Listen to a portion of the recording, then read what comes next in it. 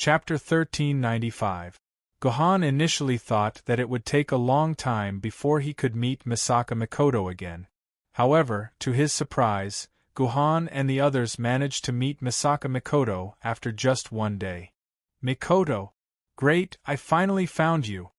The moment he saw Misaka Mikoto, Jujo Dangma rushed forward and hugged Misaka Mikoto excitedly. Phew! It seems like things are going much smoother than we expected. Liu Bang's face was also filled with excitement. Misaka Mikoto's appearance meant that the last obstacle that prevented them from leaving had finally been removed. As long as they could find one more person, they could finally leave this damned place. Jujo Dangma and Misaka Mikoto had not seen each other for a long time. Naturally, the two of them had a lot to talk about. After whispering to each other intimately, Jujo Dangma walked over to Gohan and expressed that he hoped that there would be a certain distance between them so that they could have some privacy so that the two of them could talk. Both Gohan and Liu Bang expressed their understanding, so they let the two young couples, who had just reunited, chat in low voices more than 200 meters away from them. Due to the distance, not only could the others not hear what the two of them were saying, but they could not even see their expressions clearly. However, what the crowd did not expect was that after 10 minutes, Jujo Dangma and Misaka Mikoto seemed to be quarreling. The two of them seemed to be arguing about something. Sigh, it's good to be young. We've just met and we already have the energy to quarrel again. I don't even have the energy to quarrel with that crazy woman of mine. Liu Bang lamented. By the way, it's taboo for a couple to quarrel is for outsiders to interfere. Let the couple quarrel among themselves and they'll stop after a while.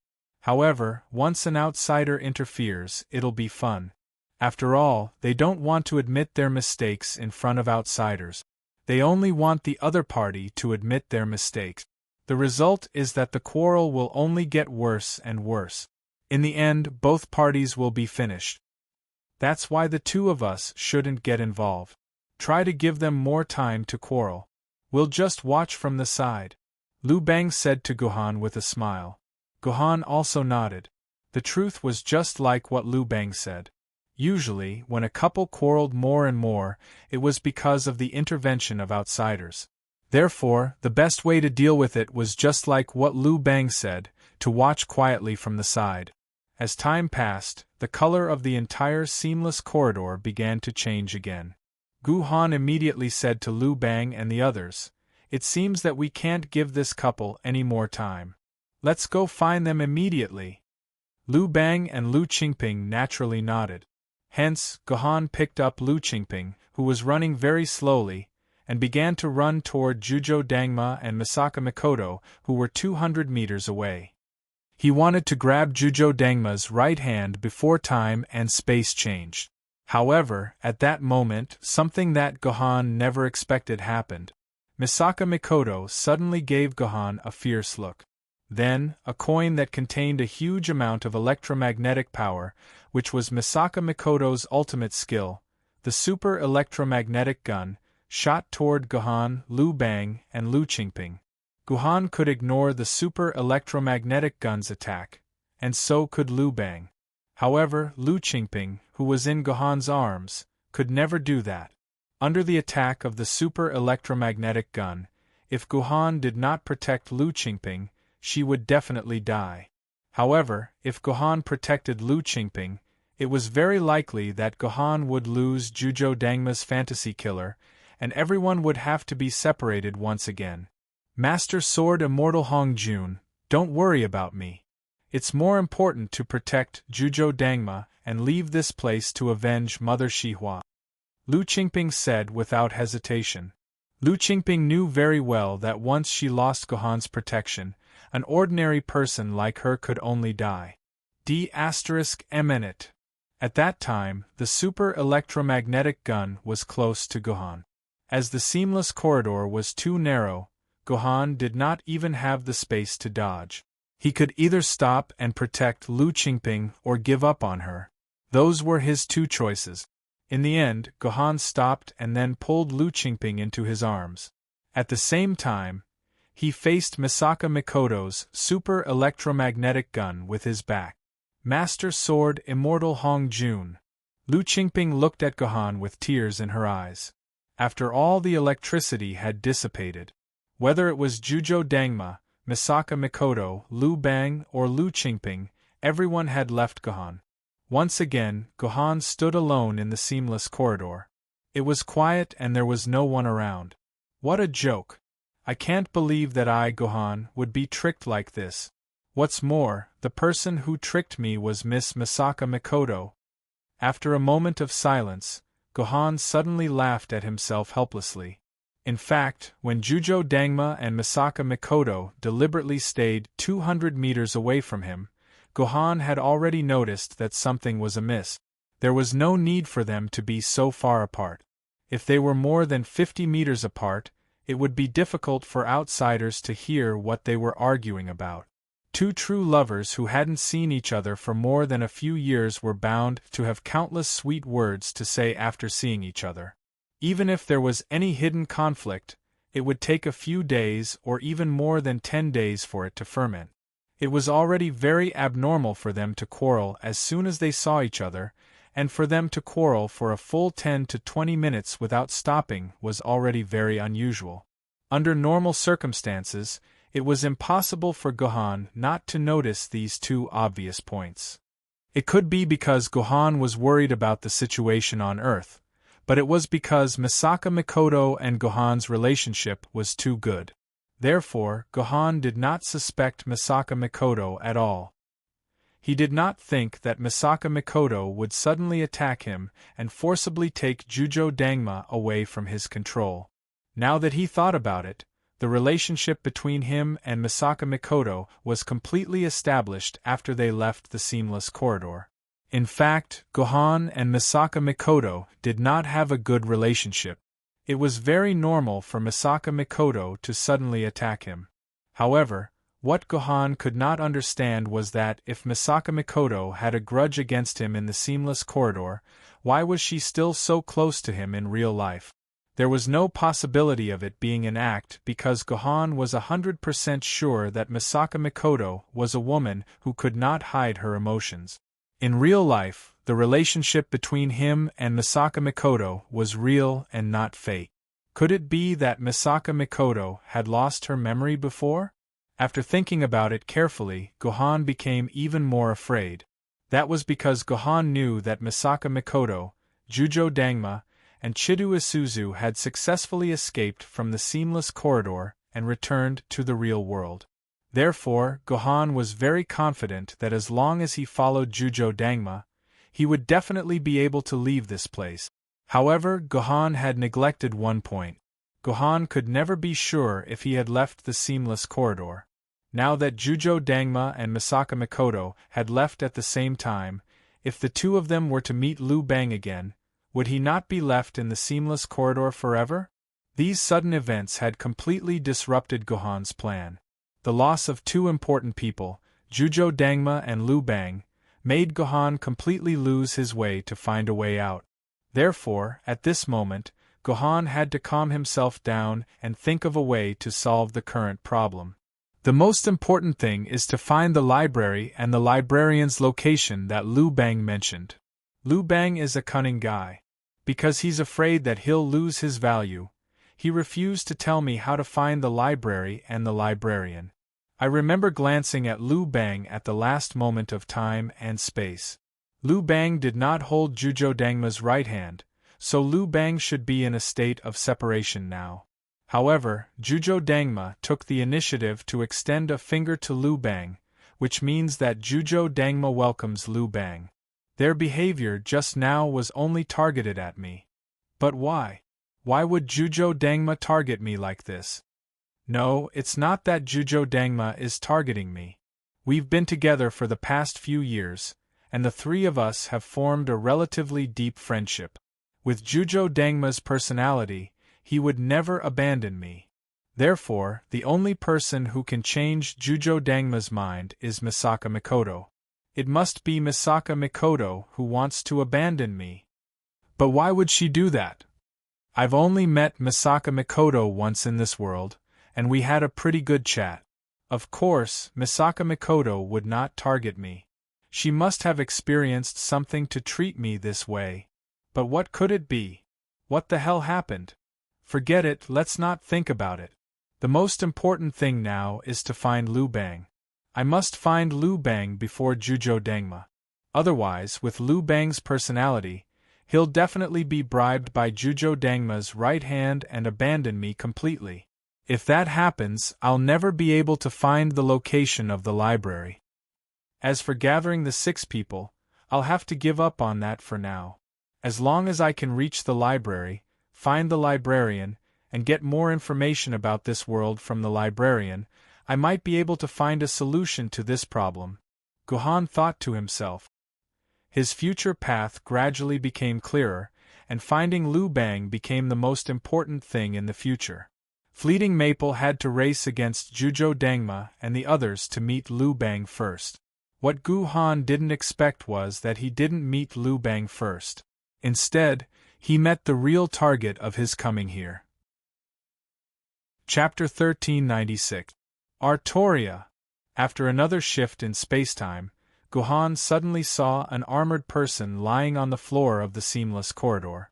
Gohan recognized her at a glance. This girl was the reason why he had entered the seamless corridor, Artoria. She's actually bleeding. She's actually suffered such a serious injury. What surprised Gohan even more was that Artoria was in a seriously injured state. There were more than 70 wounds all over her body that were constantly bleeding. The most serious wound came from Artoria's abdomen. There was a fist-sized hole there, and her internal organs were constantly flowing out of the wound. Even worse, Gohan could feel that Artoria's vitality was constantly flowing out. At the same time, he could no longer find any other strength in her body. Right now, Artoria was as weak as an ordinary girl. If he didn't find a way to treat the wounds in Artoria's body, she would definitely die. At most, in 1 or 2 hours, she would die in front of Gohan. I have to save her, Gohan said through gritted teeth. But Gohan couldn't think of a good way to save her. Although Gohan had life-saving artifacts like the medical pod and imperial blood on him, the problem was that these artifacts were meant for humans and couldn't be used on Artoria.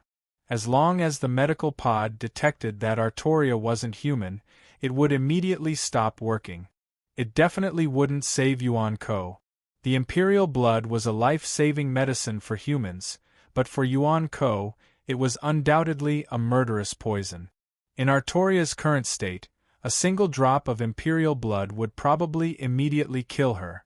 And the ordinary medicine that Gohan had on him wouldn't be effective on Artoria either, because Artoria was in Yuan Ko's body. The moment the medicine came into contact with Artoria's body, it would probably pass through her body.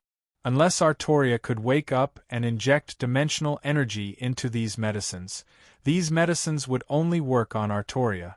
This was something only Yuan Ko could do, and it was also the fundamental reason why Yuan Ko could use various items on Earth. This was something that even a mouse-level Yuan Ko could do. However, it was absolutely impossible for a human. Even if Gohan was an Emperor Sword wielder, it was impossible for him to imbue items with dimensional energy. As the blood in Artoria's body continued to flow out, her face became paler and paler, and her vitality was diminishing. Gohan could not think of any way to save Artoria. He began to feel anxious. And to make matters worse, it was almost time for the next dimensional shift, and Gohan was about to be separated from Artoria. And once they separated, unless Artoria was able to receive treatment from others, she would most likely die in the seamless corridor. What should we do? What should I do? Gohan kept thinking, but as the saying goes, concern makes one confused. The more concerned he was, the worse his brain worked. He could not think of any way to save Artoria.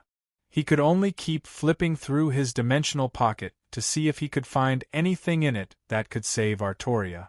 Of course, this would not have any effect. As time passed, the colors in the seamless corridor began to change again. This was a sign that the dimensional shift was about to occur again. Damn it! Seeing this, Guhan could not help but clench the dimensional pocket in his hand. But at this moment, a flash of inspiration flashed in Guhan's mind. Guhan's eyes instantly brightened. His palm touched Artoria's body slightly, and Artoria's body disappeared in front of Guhan. What was going on? Could it be that the dimensional shift had already occurred, and Artoria had already left Guhan? That did not seem to be the case, because at this time, the colors of the seamless corridor were still changing. After a few seconds, the entire seamless corridor became quiet again. That's great! Artoria, she's still in my dimensional pocket. Guhan's mind immediately entered his dimensional pocket. When he found that Artoria was still in the dimensional pocket, he finally let out a long sigh of relief. That's great! I didn't expect to find such an unexpected discovery. It seems that playing the role of Numa is no longer of any use, Guhan said happily as he looked at Artoria in the dimensional pocket. Since Artoria could avoid the dimensional shift of the seamless corridor by staying in the dimensional pocket, then the other Yuan Ko could do the same. Guhan only needed to put the other 4 Yuan Kos in his dimensional pocket, and then Guhan would be able to form a team of 6, find the librarian, and leave the seamless corridor. This was definitely a pleasant surprise that Guhan did not expect. Such a crucial problem had been solved just like that.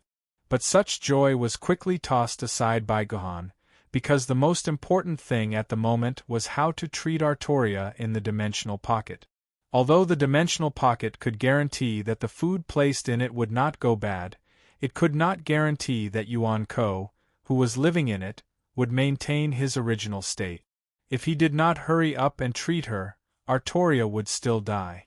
With this thought in mind, Guhan immediately prepared to release Artoria's body from the dimensional pocket, but what happened next completely changed Guhan's mind. Because Guhan had put Artoria's body into the dimensional pocket in a hurry, he did not carefully arrange the storage location, so Artoria was directly thrown on top of a large pile of instant noodles. The instant noodles were naturally squashed under Artoria's body, and the entire instant noodle box was crushed. This seemed to be an extremely normal and not surprising thing, but it once again ignited Guhan's inspiration. This was because Guhan discovered that in his dimensional pocket, Yuan Ko could actually come into direct contact with items that did not contain dimensional energy. Why was that? The reason seemed to be easy to guess. It was probably because the dimensional pocket was also a dimensional space, so the dimensional energy naturally surrounded these items, so these items could naturally come into contact with Artoria. If that was the case, could all kinds of treatment drugs also treat Artoria? With this thought in mind, Guhan immediately became excited. He began to search for all kinds of ordinary drugs in his dimensional pocket, hoping to use these ordinary drugs to treat Artoria. At first, Guhan's goal was something like nanomachines. These nanomachines were equivalent to a miniaturized version of a medical pod. They could spontaneously heal and repair injuries in the body. Even injuries like a piercing wound to the chest could be easily healed. But Guhan soon discovered that things like nanomachines could not be used. Similarly, because she was in the dimensional pocket, all human creations had basically lost their ability to move, including the nanomachines. Even if they were released, they could only stay motionless on the spot. They could not operate normally like robots and heal Artoria's injuries. It was the same with the drugs.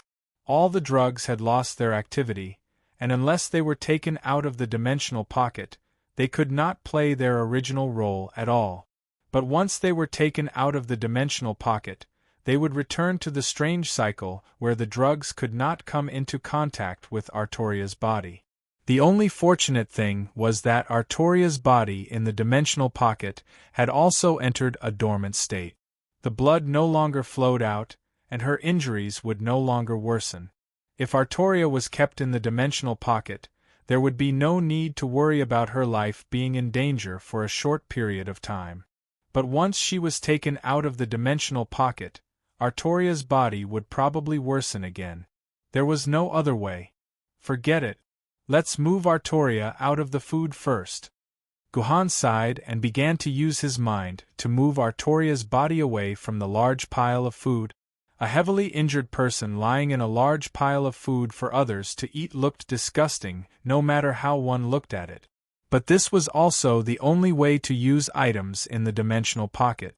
Only Guhan's mind could control the movement of items in the dimensional pocket. At this moment, an idea flashed in Guhan's mind again. The nanomachines could not move on their own in the dimensional pocket. If he used his mind to control these nanomachines, would he be able to treat Artoria's wounds? Thinking of this, Guhan immediately opened a nanomachine's capsule. He used his mind alone to control a nanomachine from the hundreds of thousands of nanomachines in the capsule and moved it to Artoria's wound. At the same time, he tried to use his mind to order the nanomachines to repair and recover the wound. To be honest, nanomachines were very small things. Using one's mind to control such a small thing was like using chopsticks to pick up a peanut, or something 100 times smaller than a peanut. The difficulty was off the charts. Just controlling a nanomachine made Guhan feel a little dejected. Although Guhan was injured, the nanomachines were not working properly. They were just moving aimlessly on the wound, and no one knew what they were doing. I understand. It must be because the command to repair the wound is too complicated. If the core chip of the nanomachines isn't activated, they won't be able to understand the command. But in the dimensional pocket, the core chip can't be activated. Guhan thought with a headache. It was not easy to think of a way to treat Artoria, but it seemed to have been abandoned just like that. Wait. What if I manually control the nanomachine's mechanical arm to move the cells to repair the wound? This idea suddenly popped up in Guhan's mind.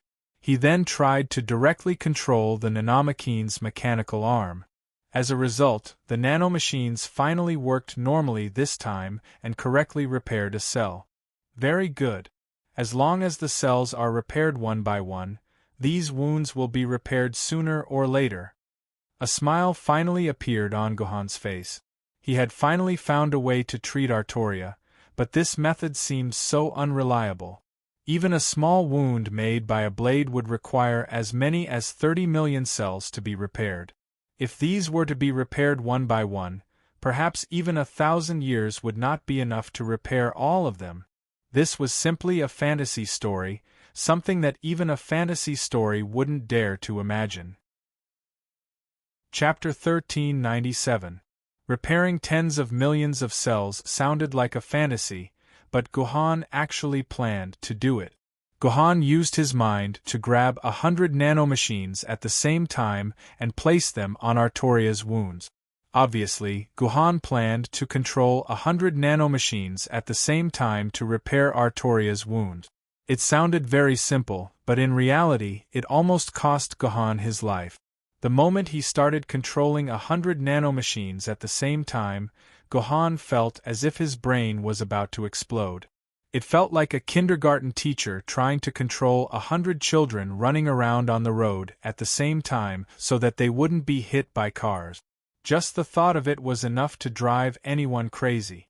What was even more frightening was that Guhan had to divide his mind into 100 parts in order to control these nanomachines at the same time. This was on the same level of difficulty as schizophrenia. But in any case, Guhan was still a talented guy. After an hour or two of experimentation, Guhan was finally able to divide his mind into 100 parts and control the nanomachines separately. According to the instructions on the nanomachine's capsule, a capsule with 200,000 nanomachines would take 30 minutes to repair a wound caused by an ordinary knife wound. Compared to normal medicine, this was a very fast speed. So if this speed was reduced proportionally, when 100 nanomachines worked at the same time, it would probably take 1,000 hours to repair a wound caused by an ordinary knife wound. In other words, it would take 42 days without rest. At this time, there were hundreds of wounds on Artoria's body, and there was even a huge and terrifying penetrating wound. In other words, Guhan would need at least 10,000 days to heal Artoria, which was about 30 years. This was a time that Gu-Han absolutely could not accept, so after fully considering the upper limit of what his mind could withstand, he grabbed another 100 nanomachines, and at the same time, divided his mind into 200 parts, and controlled the 200 different nanomachines to work. And this rash action almost caused Gu-Han to faint in the seamless corridor. In the end, Gu-Han relied on his strong mind to hold on. Although the pain of dividing his mind into 200 parts almost made Gu-Han want to commit suicide, he persevered in the end. As time passed, the pain lessened, and he became more and more proficient in controlling the nanomachines. In the end, Gu-Han felt that his brain had become like a computer, and he could perfectly control each nanomachine to perform different actions. Gu-Han could even walk in the seamless corridor while controlling the surgery in the dimensional pocket. At this time, it had been 30 days since Gu-Han met Artoria. In these 30 days, Gu-Han met a few more Yuan-Kos, but none of them was the person that Gu-Han wanted to meet. Therefore, Gu-Han maintained a state of indifference throughout the whole process, which made those Yuan-Kos who wanted to trade novels extremely unhappy. On the 30th day, after feeling that he could perfectly control 200 nanomachines, Gu-Han pulled another 200 nanomachines at once, bringing the total number of nanomachines to 400. Of course, Gu-Han also needed to divide his mind into 400 parts to control these nanomachines. This was undoubtedly an extremely painful experience for Gu-Han. Once again, Gu-Han experienced the pain of wanting to commit suicide. Fortunately, the recovery time this time was shorter than the previous time. After about 25 days or so, Gu-Han could perfectly control the 400 nanomachines. At this time, the first wound on Artoria's body had been completely healed. The wound on the back of Artoria's hand was extremely horrifying. Even the bright red flesh had been turned inside out. With the hard work of the 400 nanomachines, the wound was finally healed, and the skin returned to its original smooth and beautiful state. But at this time, Gu-Han could not relax because there were still more than 100 wounds waiting for him. So, Gu-Han immediately transferred all the previous 400 nanomachines to the new wound. At the same time, he transferred another 400 new nanomachines to form a nanomachine army of 800 people. Similarly, Gu-Han once again had to experience the pain of his mind being divided again. But what Gu-Han did not expect was that during this separation, a consciousness suddenly woke up in the dimensional space. Where am I? Have I returned to my hometown? Have I returned to the throne of heroes? Artoria woke up from the chaos. Her mind instinctively wanted to control her body, but she found that her body had become extremely weak and seemed to be confined to this space by something. She could not move at all, and it felt like every cell in her body was tied up. Although the space in the dimensional pocket could imprison Yuan-Ko's body, it could not imprison Yuan-Ko's mind. So at this time, although Artoria's body could not move, the awakened Artoria's mind was free. She could still think and use her mind to perceive. Artoria could not control her body, and of course she could not control her eyes to open, but this was not too big of a problem. As a peak universe rank Yuan-Ko, it was very easy for him to use his mind to perceive the world, so Artoria immediately prepared to break free from her body and use her mind to perceive the world. But the moment Artoria's mind broke free from her body, an intense pain attacked her mind from all directions. This pain, which was like being attacked by heaven and earth, made Artoria's mind shrink back into her body in an instant, and she fainted again. After an unknown amount of time, Artoria's mind woke up again. At this time, she did not dare to rashly let her mind leave her body again. She could only think curiously in her heart, wondering why such a strange thing would happen. Before this, Artoria's mind had left her body countless times, but she had never felt such intense pain like this. This pain seemed to be imposed on her mind by the whole world, as if it was tearing her entire soul apart. But it was not the same thing to stay in her body forever. After hesitating for a while, Artoria tried to let her mind leave her body again. As expected, Artoria was once again pushed back into her body by the pain and fainted. But after Artoria woke up again, she did not become more desperate than the last time, because Artoria found that the pain she felt this time was lighter than the pain she felt when she left her body. Could it be that with the passage of time, the pain would lessen? With such doubts in mind, Artoria waited for a long time before she let her mind leave her body for the third time. Although she still fainted from the pain the third time, Artoria was able to confirm her guess after she woke up. The pain would indeed continue to lessen. So Artoria continued such experiments. When her mind left her body for the fifth time, although she would still be pushed back into her body by the pain, she was no longer in a coma. And when Artoria's mind left her body for the ninth time, her mind could already exist in the outside world for about 10 seconds, and at the same time, she could see the general situation of the space she was in. Artoria found herself in a huge warehouse. There were all kinds of daily necessities and food in all directions. The variety of daily necessities and food was like a huge shopping mall. When Artoria's consciousness left her body for the 15th time, it could already exist in this space for about 3 minutes. At this time, Artoria could already sense that there were countless tiny creatures working on a wound on her body that could not be seen with the naked eye. She could only sense them with her consciousness.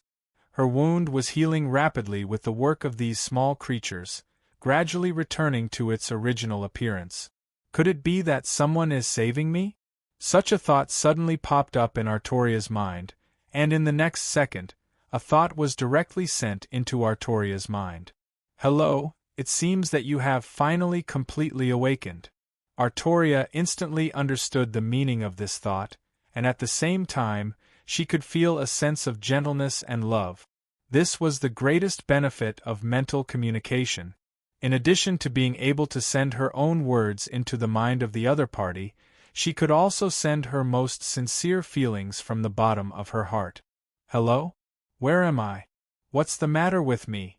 Did you save me? Artoria threw a series of questions, and the other party quickly gave her answers. Artoria finally understood what had happened. It turned out that the other party found her seriously injured in the seamless corridor.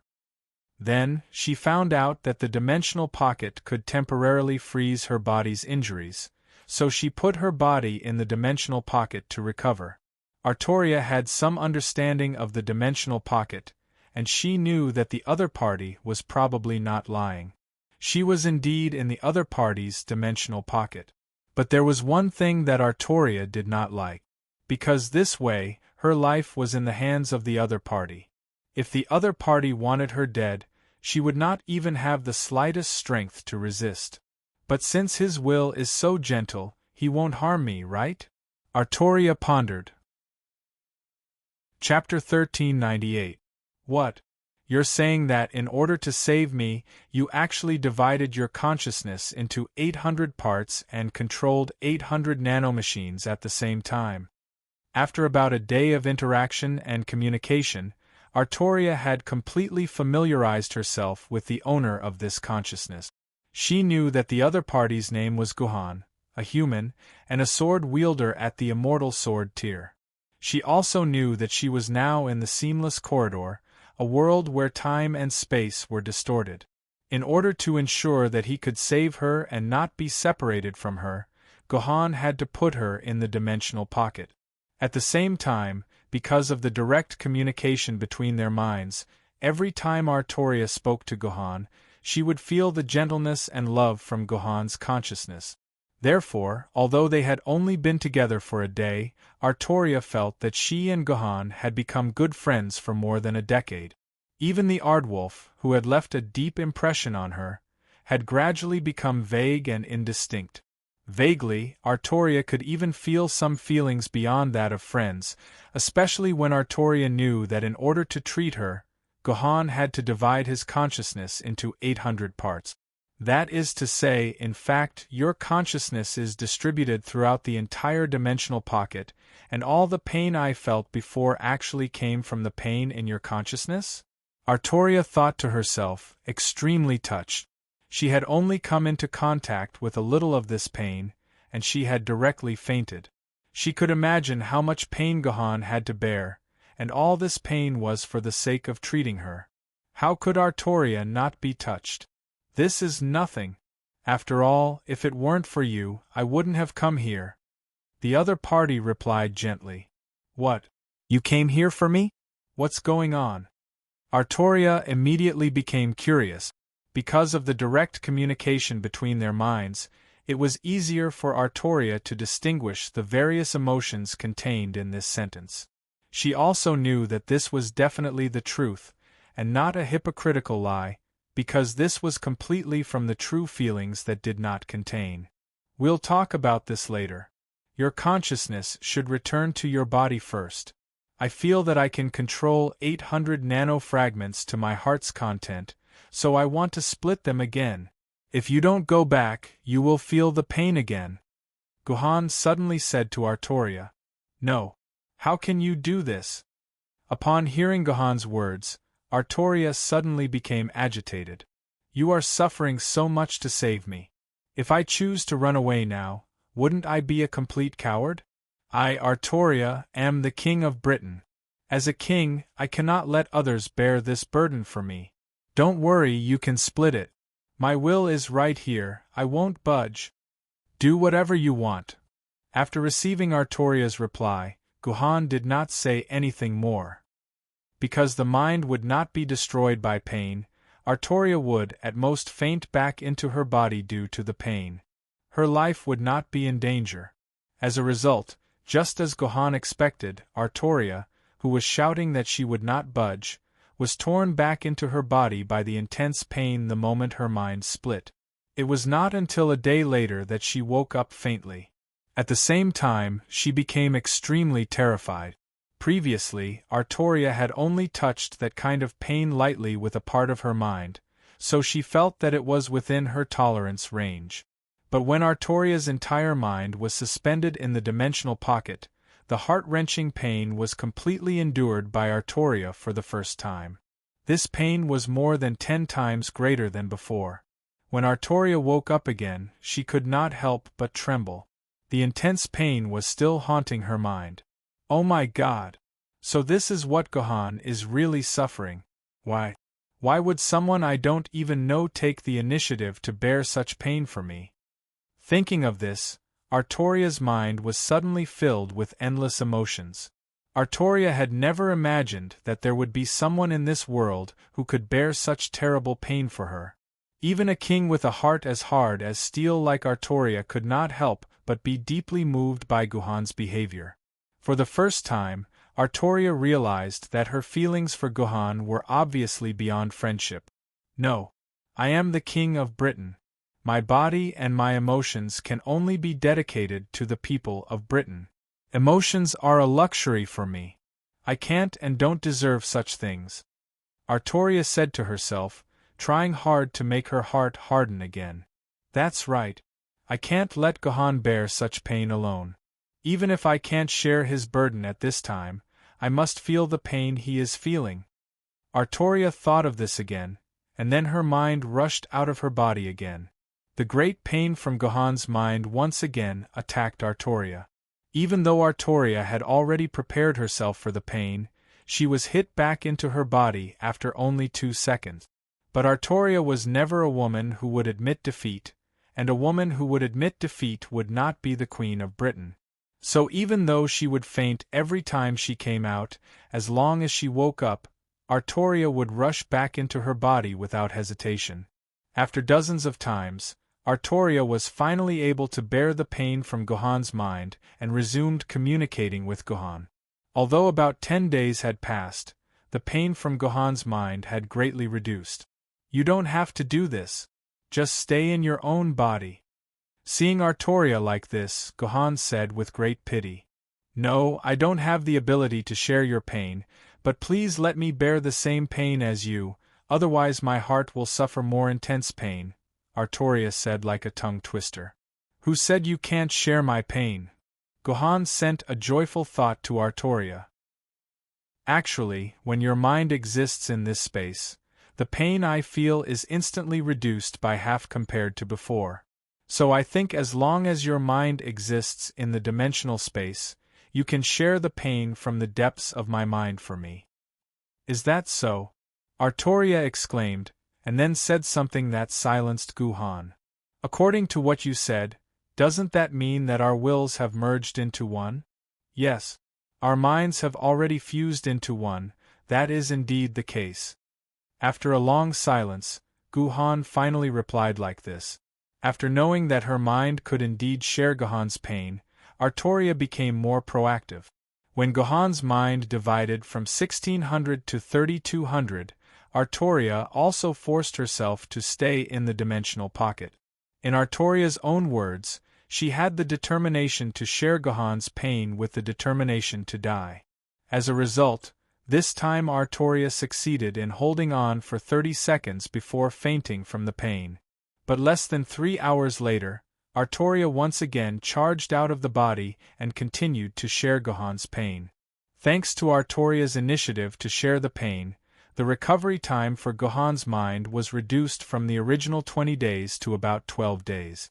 The speed of splitting greatly increased, and in just half a year, he had split from 3,200 minds to 102,400 different minds, which meant that he could simultaneously control 100,000 nanomachines to repair Artoria's body.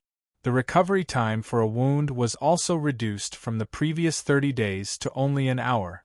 On the 70th day after he met Artoria, all the small wounds on Artoria's body were healed, except for the huge puncture wound on her lower abdomen. How did this wound come about? Who was so cruel? Looking at the huge wound on Artoria's lower abdomen, Guhan said pitifully. It was Zhao Yun. When Artoria's mind mentioned this name, a tremor from her soul was transmitted to Guhan, letting Guhan know how afraid Artoria was of Zhao Yun. That day, when I entered the dimension with your human army to besiege the headquarters of the Martyr's Palace, that Zhao Yun challenged me to a duel. At that time, I was too complacent and thought that since we were both at the Ian rank of Yuan Ko, there was no way I would lose to him. Thinking of this, Artoria let out a self-deprecating thought. But I was wrong. This Zhao Yun is really a powerful and terrifying guy. Yuan Ko, who was only at the Ian rank, actually comprehended the power of laws. I wasn't his match at all. In the end, I was pierced through the abdomen by his spear and had to flee into this seamless corridor. If it weren't for you, I'm afraid I would have died. Zhao Yun? The Ian rank of Yuan Ko comprehended the power of laws. Hearing Artoria say this, Guhan suddenly realized that this Zhao Yun might be the same as him. They were both peerless geniuses who could comprehend the power of laws before reaching the Emperor Sword rank. Alright. Next up is your super large wound. As long as this wound is healed, you can leave this dimensional pocket. While speaking, Guhan took off the armor on Artoria's upper body to better heal the wound on her abdomen. Thinking that her most private part of her upper body was exposed in front of Guhan, Artoria's soul began to tremble in shame. Annoying. But once my injury is completely healed, I should be able to see this Guhan who saved my life. I wonder what he looks like. Will he be even more handsome than that unfilial Mordred? Artoria thought shamefully. Chapter 1399. Just as he was about to begin treating the fatal wound on Artoria's chest, Guhan suddenly discovered that he had encountered something he didn't want to see. After another distortion in space-time, Guhan actually discovered a corpse on the floor of the seamless corridor. Lu Qingping. Guhan felt an enormous wave of anger surge into his heart. This corpse was none other than the little girl that Lu Shihua had rescued, the pitiful Lu Qingping who had rushed to the seamless corridor to inform Guhan. In truth, after parting ways with Lu Qingping, Guhan had already guessed that Lu Qingping would be in great danger. This was because Lu Qingping didn't have any power to speak of. She was just an ordinary human, and any one of the Yuan Ko in the seamless corridor could easily kill Lu Qingping. Thus, after parting ways with Lu Qingping, Gohan had already predicted that Lu Qingping would very likely die in the hands of Yuan Ko. But Gohan had never expected that Lu Qingping would actually die in such a manner. But now, she had become a corpse that resembled a broken doll, casually tossed into the seamless corridor. One of Lu Qingping's legs and one of her arms had disappeared, and a large hole had been gnawed out of her chest. Yes, that's right, a large hole had been gnawed out. Lu Qingping's thigh, arm, and chest had been forcefully eaten away by some sort of creature. Damned bastard, this child must have felt incomparable terror and pain before her death. Gohan looked at Lu Qingping's eyes, which were so wide that they were about to pop out of their sockets, and thought to himself with incomparable grief. Could it be that there are wild beasts like Yuan Ko in the seamless corridor? Seeing this scene, Gohan thought to himself in both grief and anger. What's wrong? At the same time, Gohan made up his mind that as long as he encountered any wild beast like Yuan Ko in the seamless corridor, then Gohan would definitely tear that Yuan Ko into 1,000 pieces and take revenge for Lu Qingping. What's wrong? I can sense that your will is filled with grief.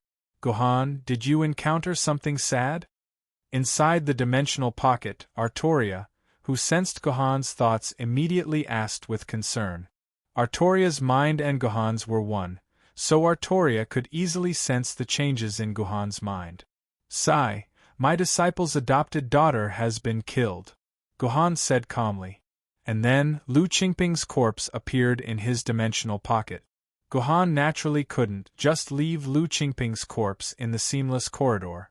As Lu Qingping's senior, Gohan had to bury her so that she could rest in peace and become one with the earth. What a poor child! Seeing Lu Qingping's mutilated corpse, Artoria sighed. But through his mind, Gohan could sense that Artoria didn't feel much fear when she saw such a bloody corpse. I see corpses like this every day on the battlefield of Britain. This is nothing to me. As if sensing Gohan's thoughts, Artoria took the initiative to explain. Yes, I'll avenge her. Gohan nodded. Although he was very sad, Gohan quickly focused his attention on repairing the huge wound on Artoria's abdomen. But in this way, a new problem arose.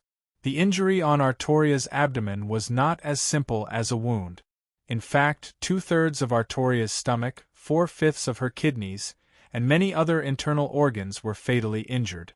These internal organs were all in a state of mutilation. This was not as simple as repairing muscle tissue. Every organ was a vital organ, and the composition of the various cells in it was ever-changing. If the organs were organized with the wrong cells, then even if Artoria's wound was repaired on the surface, once it left the dimensional pocket, it would immediately fall into a terrible state due to the abnormal functioning of the organs. For safety reasons, Gohan must fully understand the structure of the organs in order to reconstruct Artoria's wound. But Gohan was not a medical graduate. Even if Gohan was a medical graduate, it was impossible for him to know the specific composition of each organ.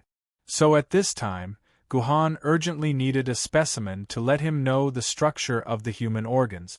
And at this time, there happened to be such a standard that could satisfy Gohan's needs. I'm sorry. Gohan apologized to Lu Qingping's corpse. That's not good, we can't desecrate the dead.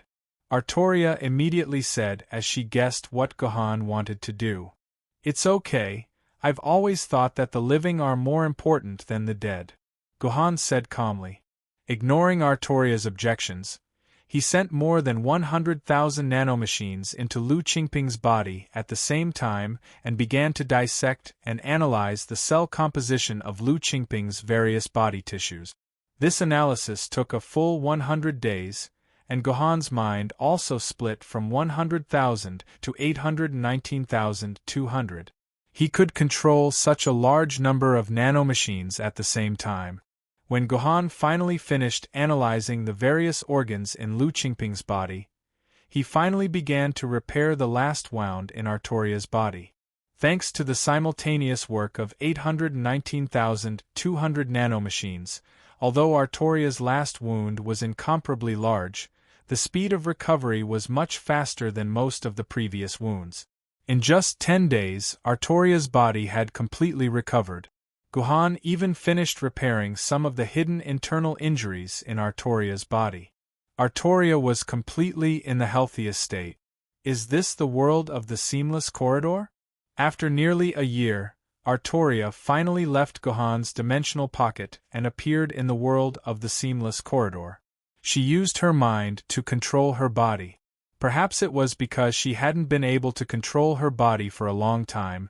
The moment Artoria touched the ground, she couldn't completely control her body and fell flat on her face. "Why aren't you helping me up?" Artoria could not help but complain when she saw that Guhan behind her was just watching a show. He had no intention of helping her up at all.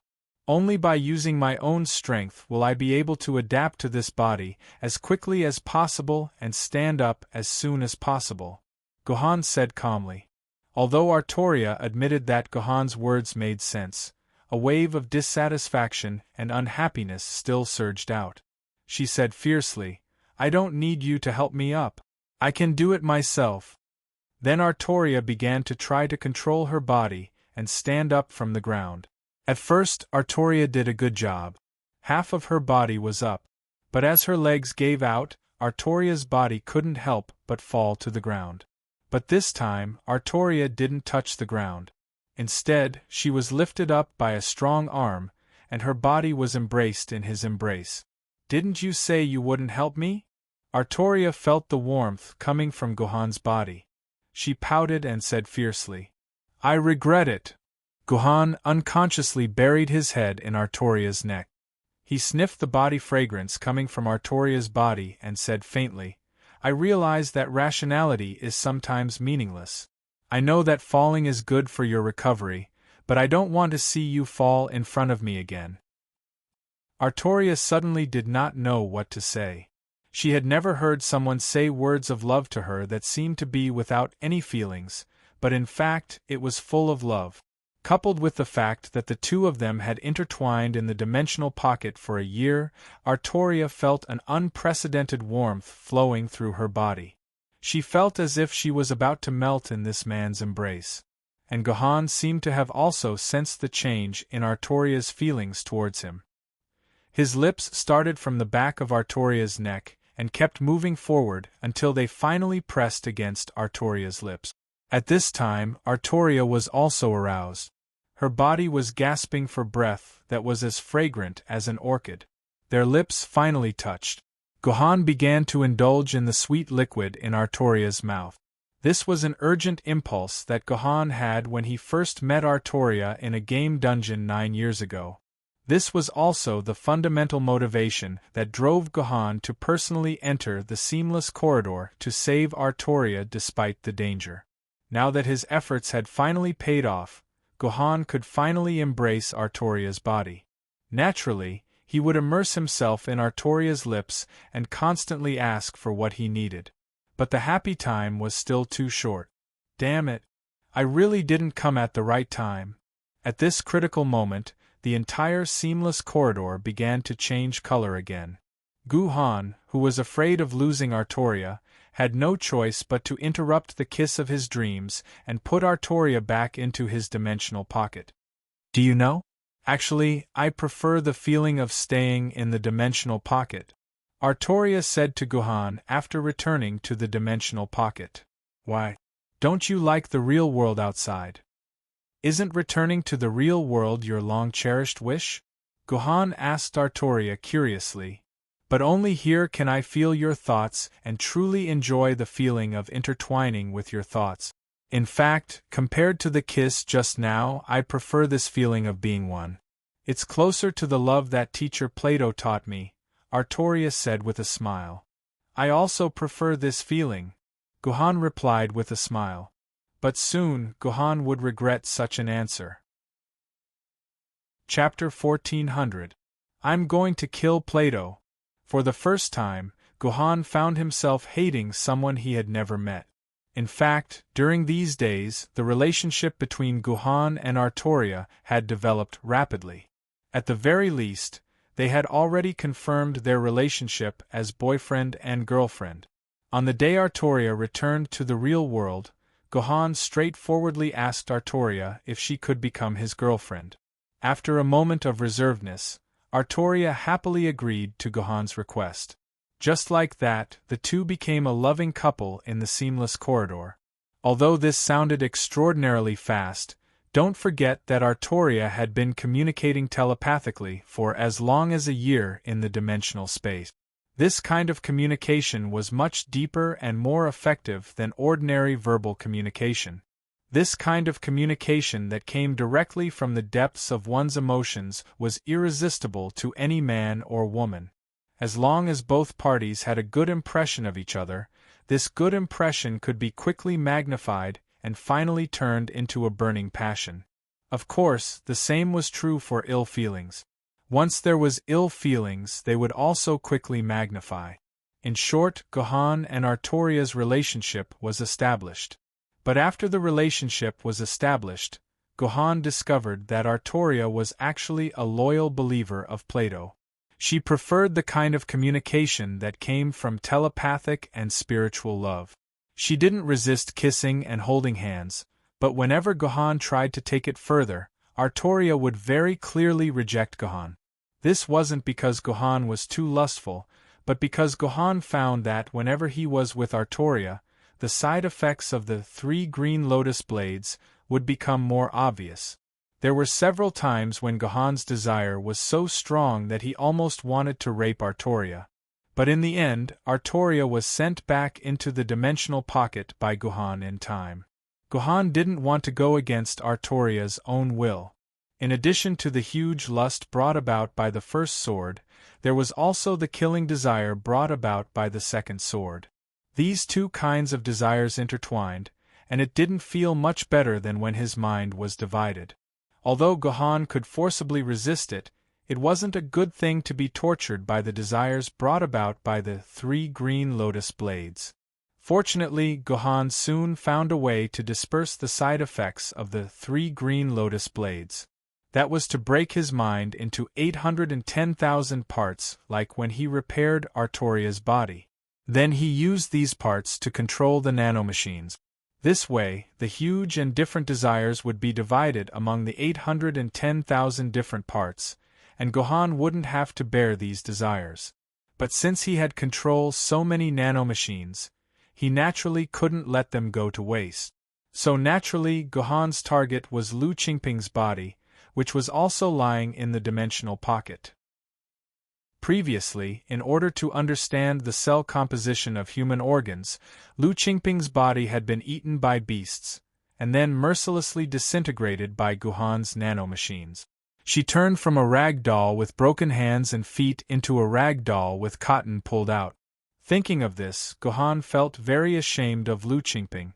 So it was only natural to help Lu Qingping's body return to its normal state. It just so happened that there were so many nanomachines that needed to work at this time, so he could throw them into the task of repairing Lu Qingping's body. Anyway, for Gohan, he had nothing to do at this time. Gohan was indeed quite free now. He had already found Artoria, and he had also found a way to prevent others from being separated from him due to the changes in spacetime. The only thing he needed to do next was to find Liu Bang. As long as he found Liu Bang and learned the way to enter the library, Gohan and Artoria would be able to leave the seamless corridor. In the past, he would meet Liu Bang 2 or 3 times a year, but this time, he hadn't seen him for more than a year. Before he met Liu Bang, he had spent all of his free time. So, Gohan had a lot of time to repair Lu Qingping's body. So whether Gohan's body was troubled by the desires brought about by the 3 green lotus swords or not, Gohan would repair Lu Qingping's body in the dimensional pocket. Artoria was also aware of this. She was also very supportive of Gohan's action of repairing Lu Qingping's body, because Lu Qingping's body was, to a certain extent, her savior.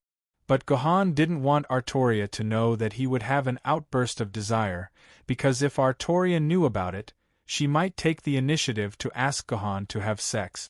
This wasn't what Gohan wanted to see. He hoped that Artoria would have sex with him because of his true feelings. But this seemed to be something that was difficult to hide, because as long as their minds intersected, Artoria would definitely be able to feel the desire coming from his mind.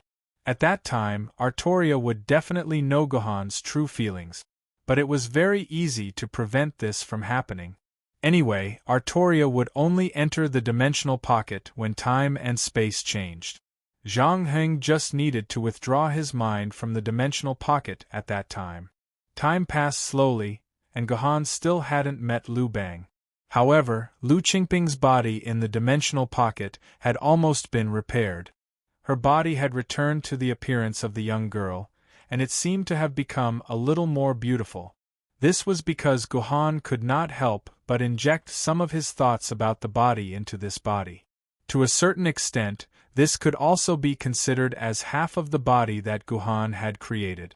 When the entire body was about to be completely repaired, Gohan's mind had also increased from 819,200 to 13107200.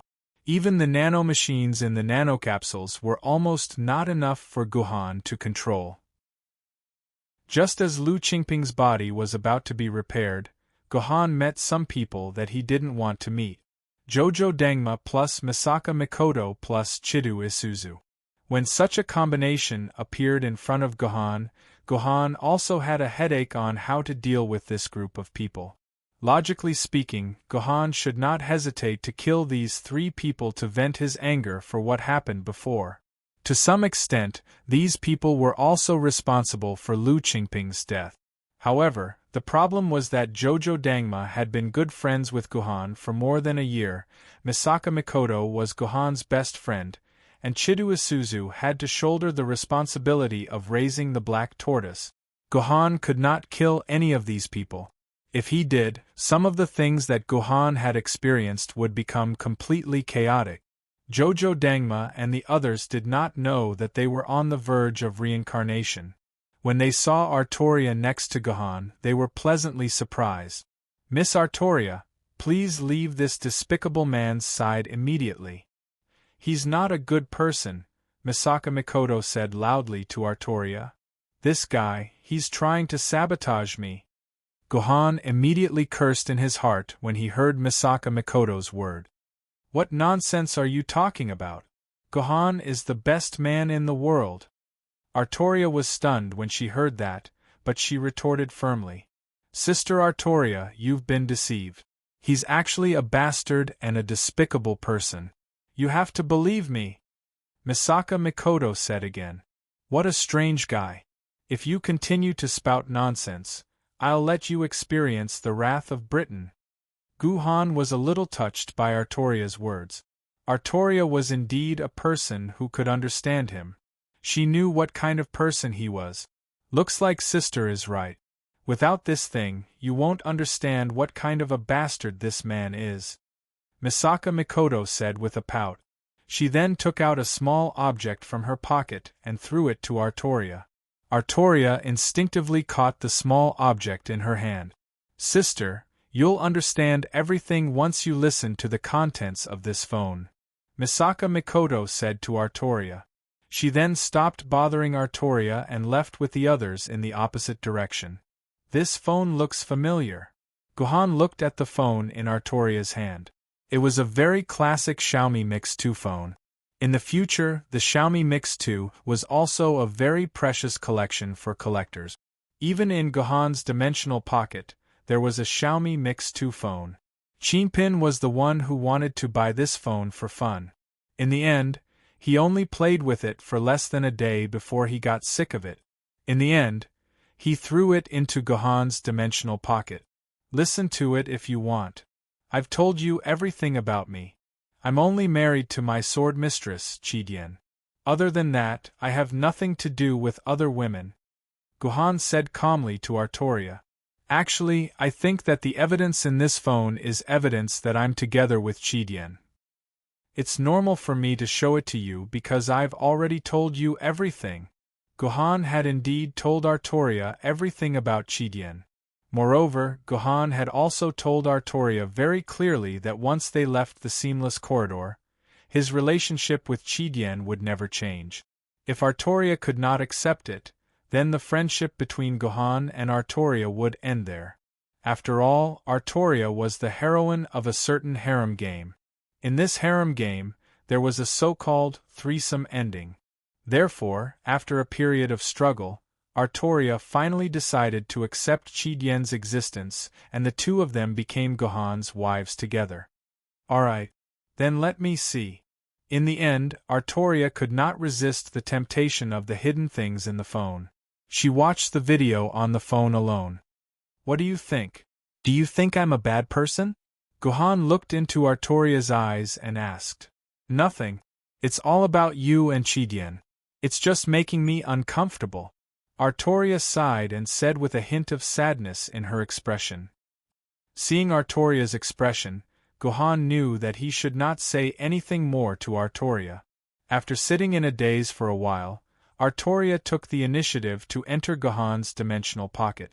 When Artoria came out of Gohan's dimensional pocket again, her expression returned to its previous gentle expression. Gohan thought that the matter was over until time and space changed again. Artoria suddenly rejected Gohan's intention to put her into the dimensional pocket. Before Gohan could react, Artoria had completely disappeared in front of Gohan. But before they parted, Artoria left the Xiaomi Mix 2 phone in front of Gohan. Believe me, I know that guy has a brand new Xiaomi Mix 2 phone in his dimensional pocket. Take that phone and leave Gohan for a while. You will find out the truth. In the video stored in the Xiaomi Mix 2 phone, the other Artoria said with a serious face. When Gohan began to rummage through his dimensional pocket, the Xiaomi Mix 2 phone that was originally stored in a random corner of the dimensional pocket disappeared. Chapter 1401. Artoria left me with the Xiaomi Mix 2 phone that she took from my dimensional pocket.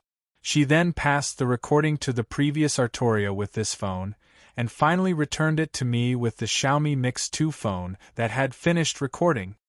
Gohan muttered softly. From the looks of it, the events that happened to Artoria formed a circle in the timeline, and this circle seemed to include Dangma Jojo, Misaka Mikoto, and Chidu Isuzu. It was not as simple as what he saw now. From the looks of it, something very important must have happened in this circle that made Artoria feel despair and anger toward him, and finally, her love turned into hatred. Only something like this would make Artoria leave such a recording in her hands. Gohan was sure that before Artoria left him, their relationship was extremely good. If there were no other accidents, Artoria would never treat him like this. So the question was, what accident or misunderstanding happened between him and Artoria that led to this situation? This was something that Gohan could not figure out at the moment. Whatever, no matter what, as long as I don't do anything wrong to her, she won't be angry with me. Gohan was not a person who would dwell on one thing, so he quickly decided to put Artoria's matter aside for the time being and began to repair Lu Qingping's body in his dimensional pocket. Lu Qingping's body was already in a state of almost complete repair, so it did not take Gohan long before Lu Qingping's body was completely repaired. The poor child had been restored to her appearance when she was alive, but that lovely life would never come back. Let's do one last check. Gohan planned to check Lu Qingping's body one last time. After making sure that all parts of her body were completely repaired, he would seal her body. After leaving the seamless corridor, he would bring Lu Qingping's body back to Earth to be buried. It would be a small token of Gohan's appreciation. Needless to say, during the final check, Gohan really found some problems. Gohan suddenly discovered that there was actually a small wound on the back of Lu Qingping's head. The wound was not big, but it went straight to Lu Qingping's brain and damaged a part of her brain. Since Gohan had nothing else to do at the moment, he decided to completely repair Lu Qingping's body with the principle of helping the Buddha to the West.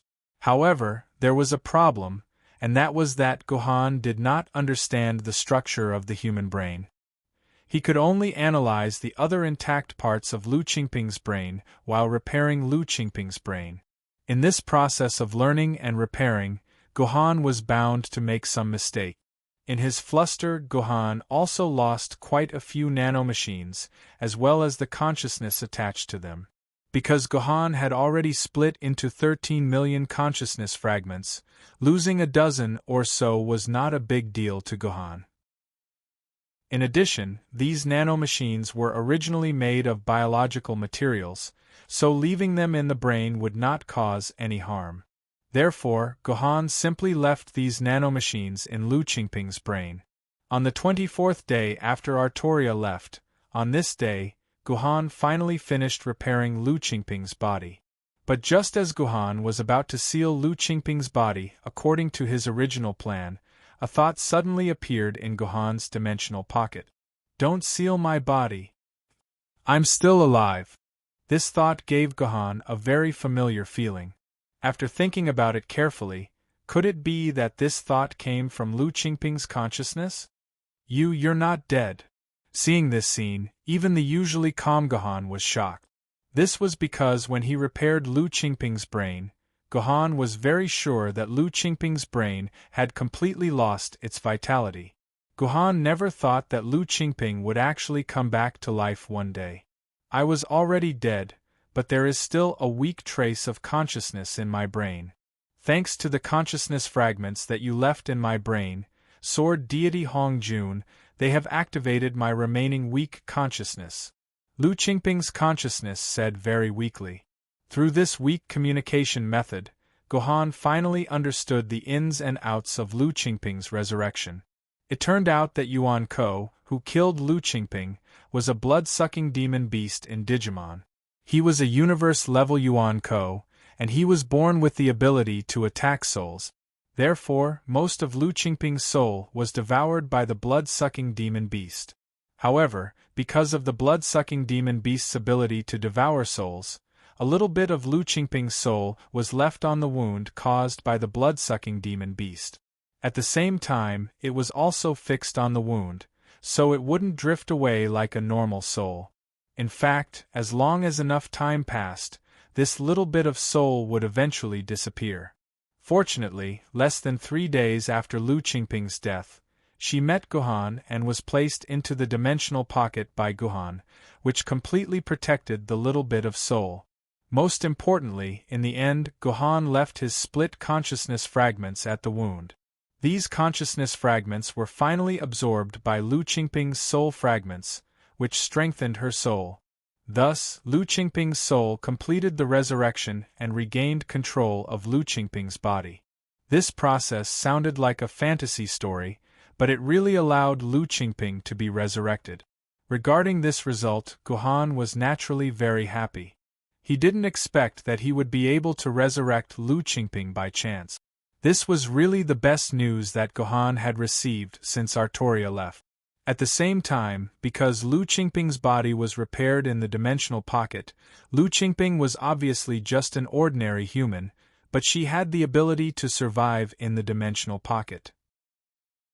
She also became the first human in human history who could be carried through the dimensional pocket. This was really an unprecedented discovery.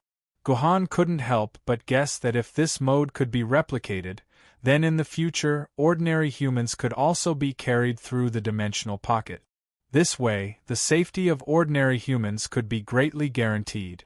Of course, this mode was also very dangerous. First of all, ordinary humans needed to die.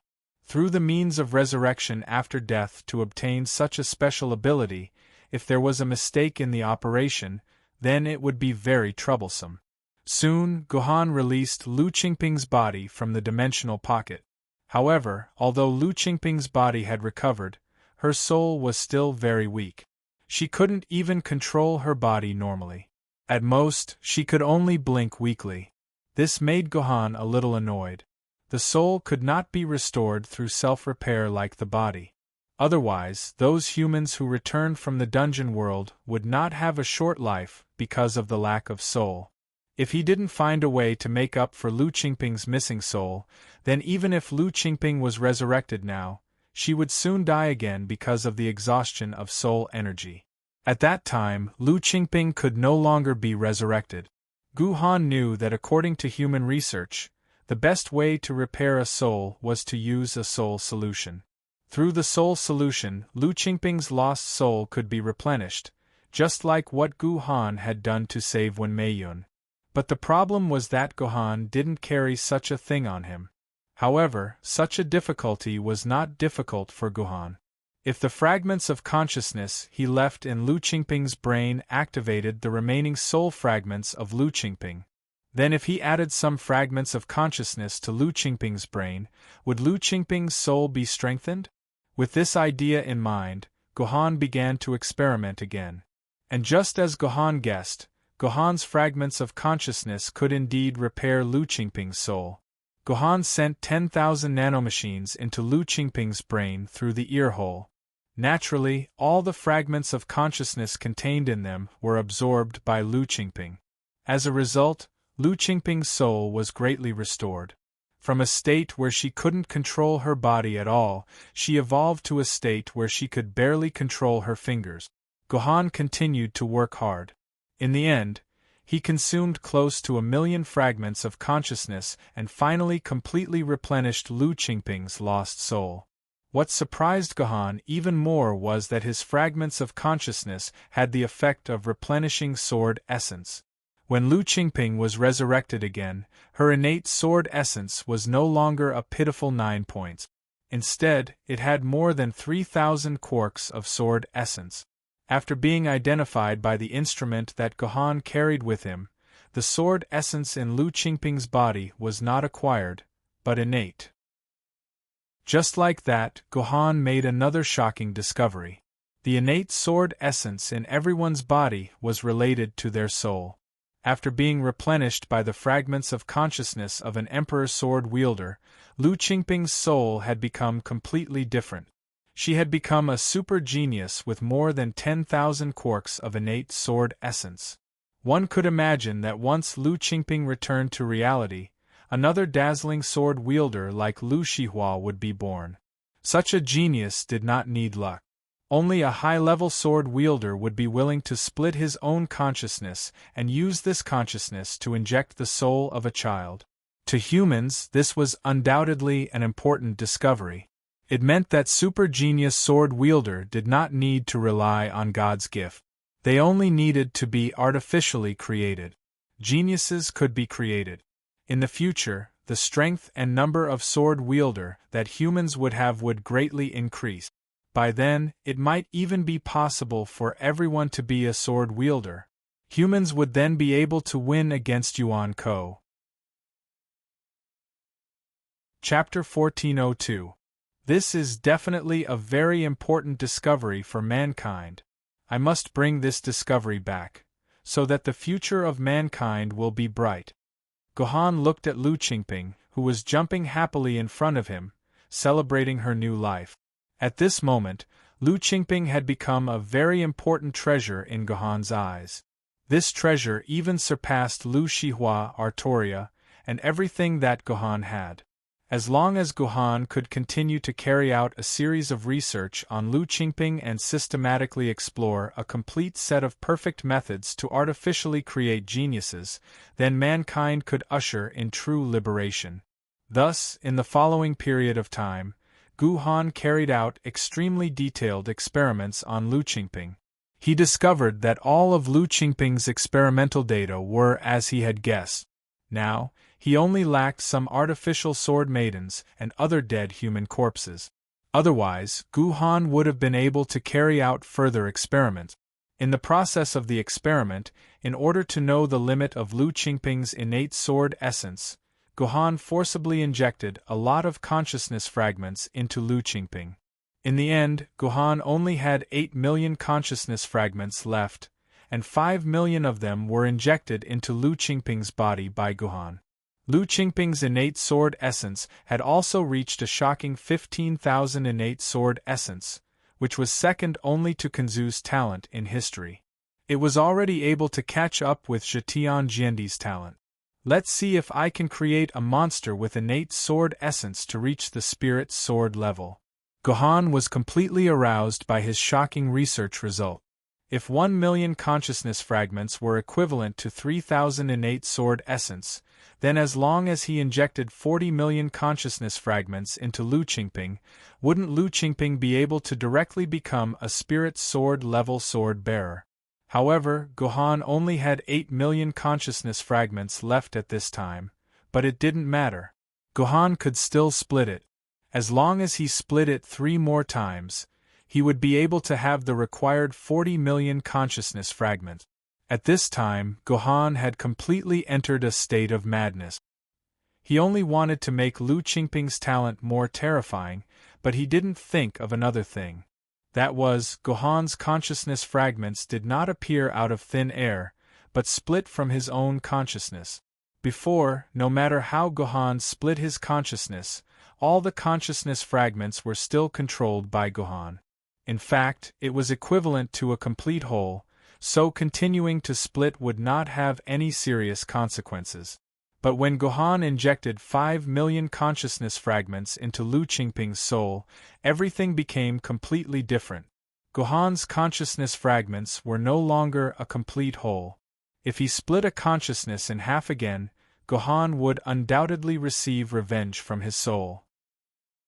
So the moment Gohan rashly decided to split his consciousness, it was too late. Gohan's entire soul began to riot. Not only did the remaining 8,000,000 consciousness fragments not split, but they instead formed individual bodies and began to attack and kill each other crazily. Gohan's sea of consciousness instantly turned into a terrifying battlefield. Each consciousness fragment became a soldier, while Gohan's original consciousness could only helplessly watch the battle unfold. If he didn't think of a way to stop this battle, once all of Gohan's consciousness fragments died, then Gohan would become like Lu Qingping, a living dead with a body but no soul. What should I do? This was a problem that Gohan had to solve, and he had to be fast. Gohan only had less than a minute. If he couldn't solve this battle in a minute, then Gohan would die without a doubt. Actually, without thinking too much, Gohan already knew a way to solve this problem. It was the Green Lotus 3 swords that he hadn't used for a long time. The first sword of the Green Lotus 3 swords was called Green Lotus White Root Body. It could increase Gohan's control over his body by 100 times, but it would bring about the side effect of not being able to control his lust. The second sword of the Green Lotus 3 swords was called Green Lotus Wind Fire Wheel. It could also increase Gohan's fighting instinct by 100 times, but it would bring about the side effect of not being able to control his lust. The third sword of the Green Lotus 3 swords was also called Green Lotus Soul Lead. It had a very simple function, which was to repair one's missing soul. At the same time, it would not bring about the side effect of lust and killing like the previous 2 swords. However, if one wanted to use the third sword, they would first have to push the first and second sword to the extreme at the same time. Then, they would have to use intercourse to take the other person's primordial yin from their body. Only then would they be able to repair their own recovery. To put it simply, it was to take the yin to make up for the yang. Such an old-fashioned setting had happened to Gohan. And now, Gohan needed a woman. Fortunately, there was a woman in front of Gohan. Moreover, when Gohan was repairing this woman's body, he found that she was a real girl. As long as they started intercourse, Gohan would be able to use her to repair his soul. However, the problem was that because of the chaos in the fragments of his consciousness, Gohan's soul could only control a small part of his body. Most of his power had to be used to push Jian Su to perform the Green Lotus 3 swords. Gohan did not have any spare power to say anything to Lu Qingping and ask her to sacrifice herself. However, at this time, Gohan did not have the time to think about these problems, because Gohan only had 1 minute left. He immediately performed the Green Lotus 3 swords with all his strength, and then let his body react to the extreme. At the same time, he pointed his erect little brother at Lu Qingping, and said something with difficulty, hoping that Lu Qingping would understand him and take the initiative to sacrifice herself. However, Gohan did not have any confidence in his heart.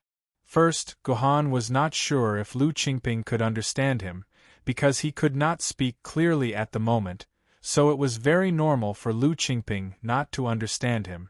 Second, Gohan did not know if Lu Qingping had the consciousness to sacrifice herself for him. As long as Lu Qingping hesitated for even a minute, then Gohan would definitely die. However, there was no other way. Gohan could only take a gamble. Fortunately, Gohan won. Lu Qingping almost immediately understood Gohan's meaning, and then without hesitation, she took off her clothes. Harmony.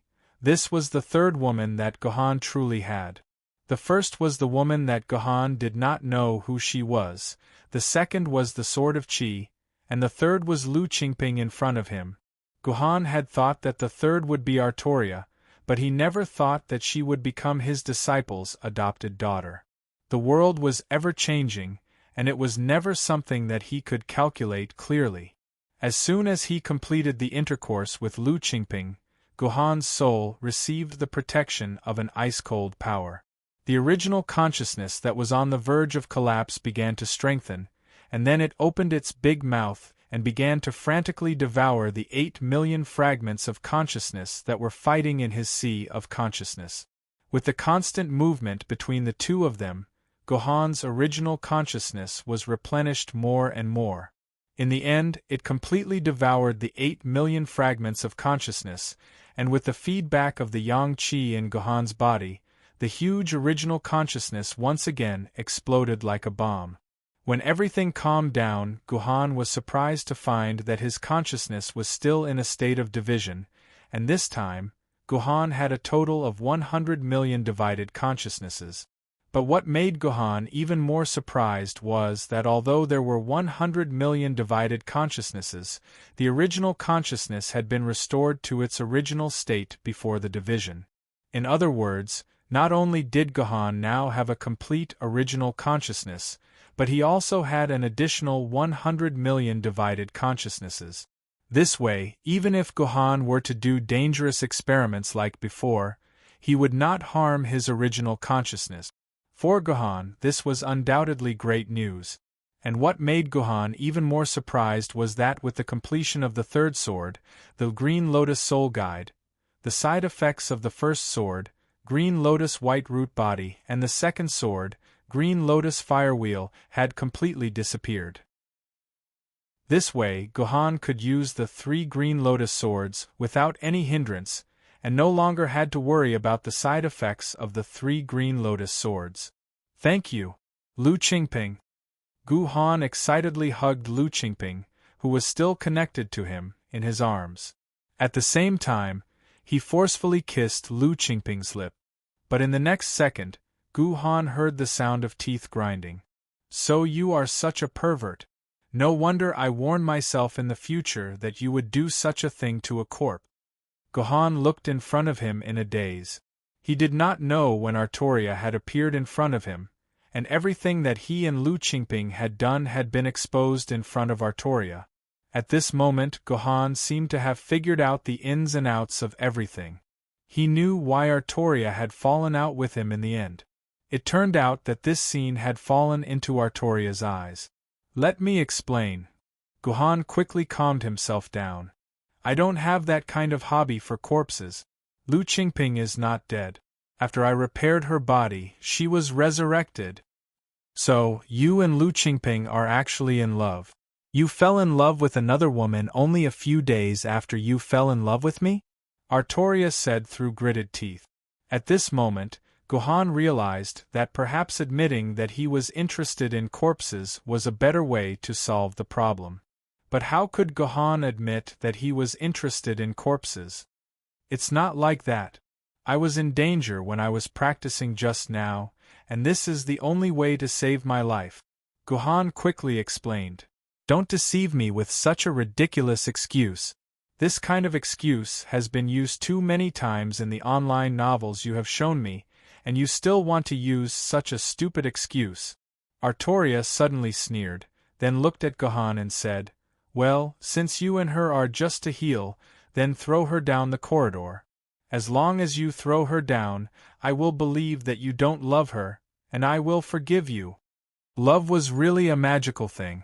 Even the originally pure, kind, and upright Artoria suddenly became a ferocious demon in the face of love. Chapter 1403. Seeing Artoria's ferocious expression, Guhan suddenly understood many things in an instant.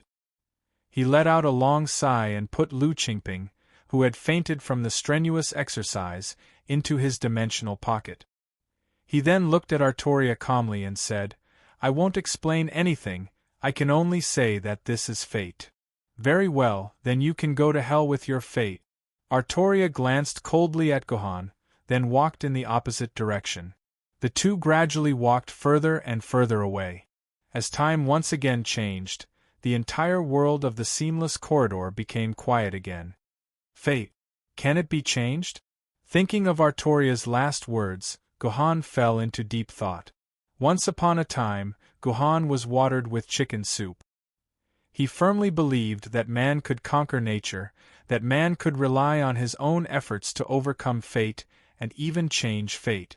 But after experiencing all sorts of things, Guhan discovered that the reason why fate could be called fate was because it was already destined to be unchangeable. No matter how hard he worked, it was impossible to change fate, because his own efforts and struggles had already been predetermined by fate. This may sound a little mysterious, but let me give you a simple example to illustrate it. For example, a slacker student who scored less than 40 points in exams every day, after encountering a sudden event, decided to rely on his own efforts to change his original fate and become a top student. Then, the general conclusion could be that this student would have two endings in the end. One was that he would work hard and become a top student, or the other would be the same as before, a slacker student in the end. In terms of the second ending, we can say that this student did not work hard enough, so he did not change his fate. But can we say that in the first ending, this student changed his fate? No, this student had never changed his fate from beginning to end, because fate had determined that he would work hard in the latter half of his studies, so fate had also determined that he would become a top student. This was something that had been determined by fate. Similarly, whether it was Liu Bang or Zhu Yuanzhang, those emperors who were born as commoners, did they really change their fate with their own hands? No, they had never changed their fates from beginning to end, because Liu Bang was the son of the Red Emperor, and Zhu Yuanzhang was the reincarnation of a dragon and a phoenix. These were also predestined, but in the eyes of outsiders, they had changed their fates. From this moment on, Guhan's life and values changed. Guhan's belief that fate could be changed gradually changed to the belief that everything was predestined. This didn't mean that Guhan had given up on fighting or working hard. This only made Guhan wiser. People who could see through fate would all be wise. No one knew whether this was good or bad, but in the end, it was something decided by fate. At this moment, Guhan suddenly fell into a mysterious realm. In Buddhist terms, Guhan had begun to be enlightened. P.S. Here, I borrow Guhan to talk about the author's view of fate, but the author wants to make it clear that the author's view of fate is not to let everyone sit at home doing nothing and wait for an unchangeable fate. The author just wants to tell everyone that although fate is determined by the heavens, no one in this world can know their own fate. So, until the very last moment, don't think that your fate will be like this, because you will never know what your future will be like.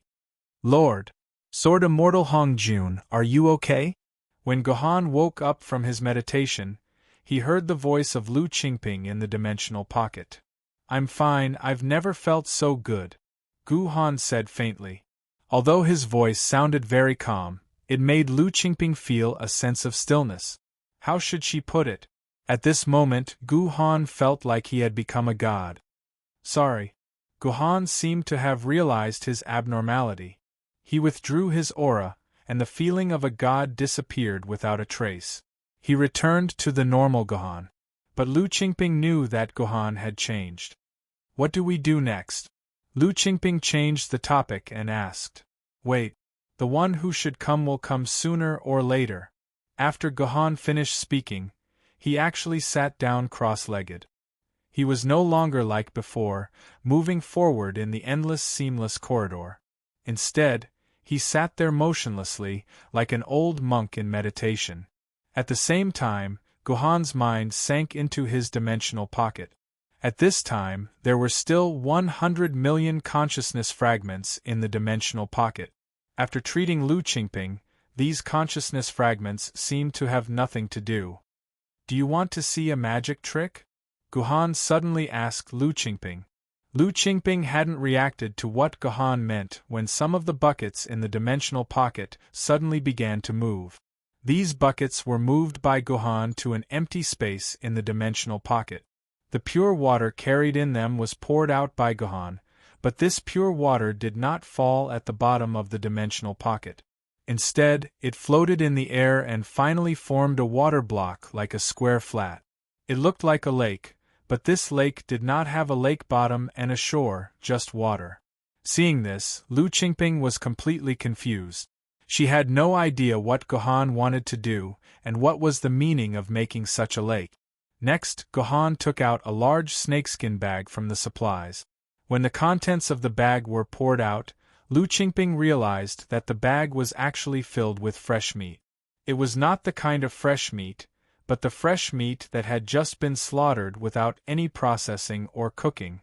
This meat was originally prepared for Qingping, but now it seemed that she could only let Guhan use it. She saw Guhan control a large piece of fresh meat to float directly above the lake. Then, in an instant, the whole piece of fresh meat exploded like a bomb. The meat was divided into extremely tiny diced meat that was 10 times smaller than sesame seed. There were so many of them that Lu Qingping estimated that the total number was at least 100 million. What happened next made Lu Qingping's jaw drop. After these pieces of meat, which were smaller than sesame seeds, entered the water, they actually began to swim agilely. These pieces of meat clearly looked like pieces of meat, but when they swam, they were like living fish. They flowed freely in this lake, as if they were alive. To Lu Qingping's relief, Guhan finally stopped his inexplicable actions. The movement in the dimensional pocket finally stopped, and Lu Qingping was released from the dimensional pocket by Guhan. "Let's meet an old friend. He's finally here. Mr. Lu Bang." When Lu Qingping came out of the dimensional pocket, she immediately shouted in surprise. The person in front of her was Lu Bang, one of the few acquaintances she had been with for a long time in this world. "Haha, you're still alive? That's great." Lu Bang smiled awkwardly. Then, Lu Qingping found that Lu Bang was not the only one who appeared. Behind him, there were 4 people standing there coldly. Mr. Jojo Doma, Ms. Chidu Isuzu, Ms. Misaka Mikoto, and Ms. Artoria. Lu Qingping read out the names of these people in a daze. She did not expect these people to gather at this moment. "I can't believe we meet again. You bitch, you heartless man." Misaka Mikoto and Chidu Isuzu angrily clenched their fists and waved them at Guhan. Jojo Doma could only look at Guhan awkwardly. When Misaka Mikoto's attention was not on him, he made an apologetic expression at Guhan, indicating that he did not want to do this to Guhan, but was forced by Misaka Mikoto. As for the most important person, Artoria, she was expressionless the entire time. She looked into the distance as if her heart had died. She did not even look at Guhan. Sister Artoria, this guy really doesn't care about you. He's just lying to you. Otherwise, how could he be so calm? He didn't even ask why." Misaka Mikoto said to Artoria unhappily when she saw that Guhan did not respond to her provocation and anger. "It's not that I don't care about you, but I've thought through everything. There's no need to ask anymore." Guhan replied calmly. "You're lying. How could you have thought through everything?" Chidu Isuzu chimed in. "Forget it, there's no need for us to continue this conversation." Guhan sighed, then turned to Lu Bang and said, "Mr. Lu Bang, what's your decision?" "What decision? What decision do I have?" Lu Bang pretended to be confused. "Of course, you're going to follow me or them." Gohan did not give Liu Bang a chance to play dumb. He went straight to the point. Are you going to follow me to the library, or are you going to follow them? This. Liu Bang was completely at a loss. After hesitating for a long time, he said helplessly, I'm going to follow his lead. After all, I need the help of his fantasy killer. I see. After listening to Liu Bang's words, Gohan did not try to persuade him anymore. He only quietly added, You can go with them, but tell me the way to the library. Then you can go. This. Liu Bang stammered again. Did the librarian tell you that only 6 people can leave this place? That's why you won't allow a second team to interfere with you, right? Before Liu Bang could finish, Gohan cut to the chase. Chapter 1404. Gohan, you're really smart. I knew I can't hide anything from you. That's right, there are only 6 people who can leave this place. Please forgive me, but I can't tell you the way to the library. Liu Bang smiled bitterly. Brother, I'm sorry. I have no choice. If I had the choice, I would definitely bring you along.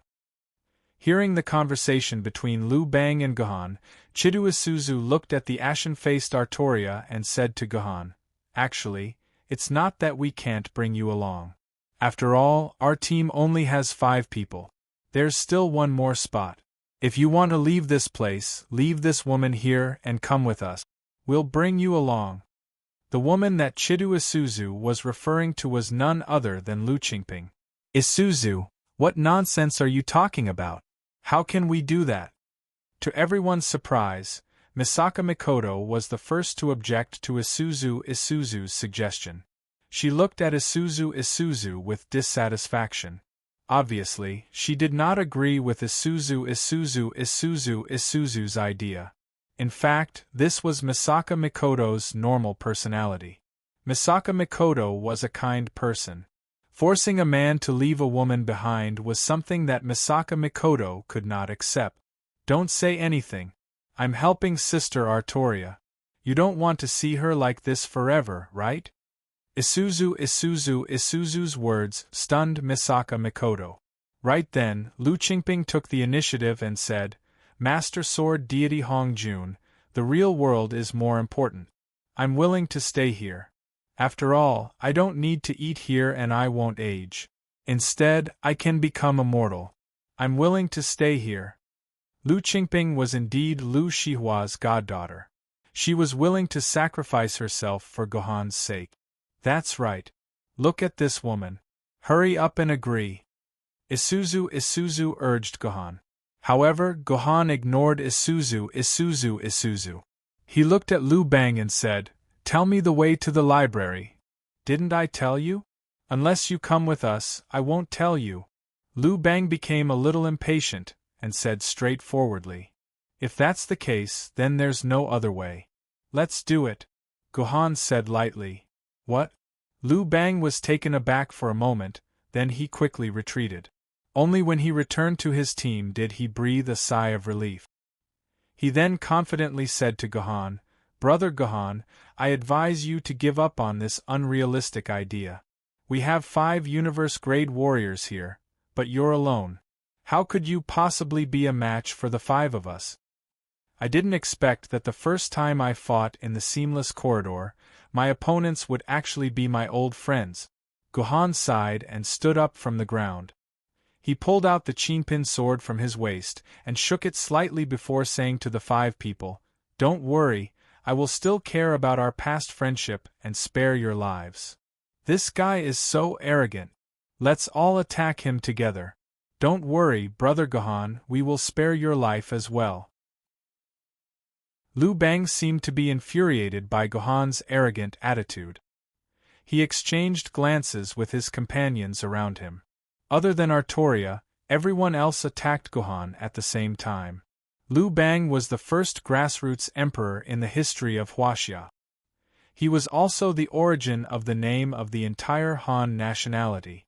Misaka Mikoto was the controller of lightning and had the super electromagnetic gun that could penetrate steel. Isuzu was the most powerful person in the Magic Kingdom. Although he did not have much combat power, he had the fantasy killer ability that could render all superpowers ineffective. This was an extremely powerful combination. No matter how Liu Bang and the others thought about it, they felt that only a primeval existence could defeat them. Otherwise, no one would have the ability to defeat them. Unfortunately, fate was fate, and fate was far more ridiculous than they had imagined. In just 10 seconds, the 4 universe-level Yuan Ko were all defeated by Guhan. They moaned and lay on the ground, completely losing their combat power. The 4 of them did not even know how they were defeated. They only knew that they had lost when the sword flashed in front of them. Is this guy really an immortal sword-level sword wielder?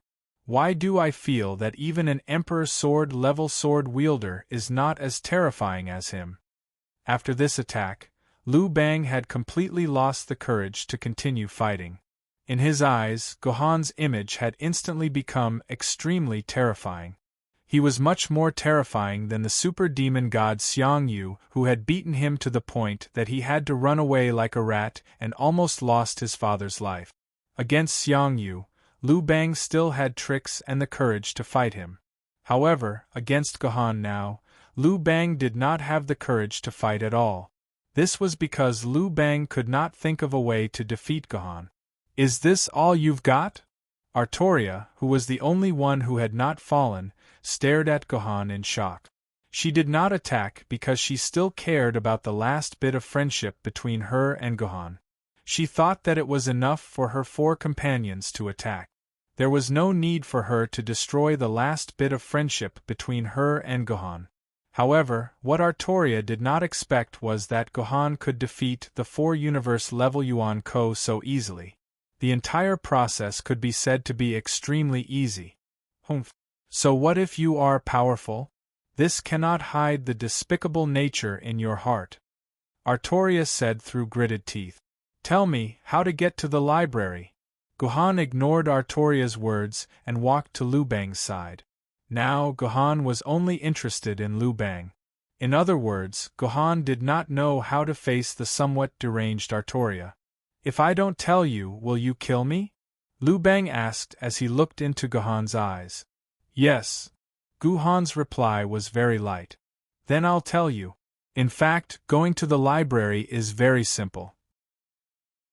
You just have to jump down from the corridor. Liu Bang gritted his teeth and finally revealed the biggest secret hidden in his heart. Is that so? Gohan said noncommittally. Do you think I'm lying to you? Seeing Gohan's expression, Liu Bang immediately said very nervously, This is something that I personally experienced. When I stayed in this world for 10 years, I did not meet a single friend, and I did not even have a novel in my hand. My entire soul and consciousness were already unable to withstand the explosion. So, in the end, I decided to commit suicide and jump into this bottomless abyss. I only thought that as long as I died, all the pain and torture would disappear. In the end, I jumped into the library and met the librarian. From him, I learned the way to leave the seamless corridor, and he sent me back into the seamless corridor. Liu Bang said, Are you lying to a 3-year-old child? The nearby Lu Qingping couldn't bear to watch any longer. She said, If you can enter the library just by jumping down, then doesn't that mean that there are many people like you who have jumped down and entered the library? If so, why is it that even though Lord Sword Immortal encountered so many bandits on his way here, not a single one of them was like you, aware of this matter? Because everyone who entered the library stayed in the library and did not want to leave. Only a fool like me still has a trace of delusion about the real world. Liu Bang said with a wry smile, It's a magical library. Every book corresponds to a world in the dimension. They just want to return to their original world, but I want to live in the real world. Liu Bang tried his best to explain, but before he could finish, Gohan interrupted him directly. Then you go first. After saying that, Gohan placed Liu Bang's body at the edge of the seamless corridor. At the same time, a stream of sword essence was injected into Liu Bang's body. Liu Bang was stimulated by the sword essence and regained control of his body. I'll give you one more chance to tell the truth. As long as you tell the truth, I can let you go, Guhan said to Liu Bang. Guhan, you don't believe me either, do you? Liu Bang sighed.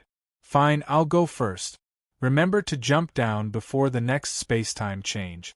Otherwise, the time we enter the library will be messed up, and we won't be able to gather 6 people. After saying that, Liu Bang jumped down from the seamless corridor without hesitation. This also showed that Liu Bang was indeed telling the truth. Otherwise, with the shameless character of the Liu family, it would be impossible for them to jump so actively and decisively. You guys go down too, Guhan said as he looked at Artoria and the others. Artoria looked at Guhan silently and was the second to jump down. Chidu Isuzu also jumped down after her. Jijo Dengma and Misaka Mikoto jumped down hand in hand. Let's jump too. Guhan nodded at Lu Qingping and the two of them jumped down the corridor together. Lu Qingping thought that after jumping down from the seamless corridor, she would have to go through an extremely long period of falling due to the bottomless abyss. However, the reality was that the moment Lu Qingping stepped out of the seamless corridor, the world in front of her eyes changed. Finally, she appeared in a small house. Yes, it was a small house. In Lu Qingping's imagination, the library in the seamless corridor must be a huge library with the same endless bookshelves and space as the seamless corridor. That was the only way to live up to the name of the seamless library. However, when Lu Qingping began to look around, she realized that the library was actually a pitifully small place. It was less than 30 square meters in size, and there were only 5 rows of bookshelves in the entire library with a few books scattered around. Rather than calling it a library, it would be more appropriate to call it a bookstore. There was also a white-haired old man who was wearing a tattered white vest and had a Hongtishan cigarette in his mouth. He was dozing off on a rattan chair. There was a large badge on his chest with the words, "Librarian," written on it. Chapter 1405. Boss, where are the rest of the people who came down before me? Guhan carefully looked around the entire library and realized that there was no one else in the entire library other than himself and the librarian. Where were the rest of the people who had jumped down before Guhan? Don't worry, they will naturally come down when it's time to come down. The white-haired old man who was sitting on the rocking chair slowly opened his eyes and said in a slow, gentle tone unique to old people, "Young man, if you're not in a hurry, why don't you accompany me for a chat?" "No problem." Guhan nodded. Even if he did not want to chat with this old man, he had to. Otherwise, those people who had jumped down before him might not be able to do so anymore. "Young man, I see that you're frowning. Is there something troubling or puzzling you? Do you need me to explain it to you one by one?" the old man asked. "No," Guhan replied calmly. "Really? Don't tell me you don't want to know what exactly happened in that ever-changing space-time up there that caused all of your friends to disappear?" Hearing the old man's words, he seemed to have completely understood what had happened in the seamless corridor. "No need." Guhan smiled. "Actually, I've already thought it through." "Oh, so many time points, have you really thought it through?"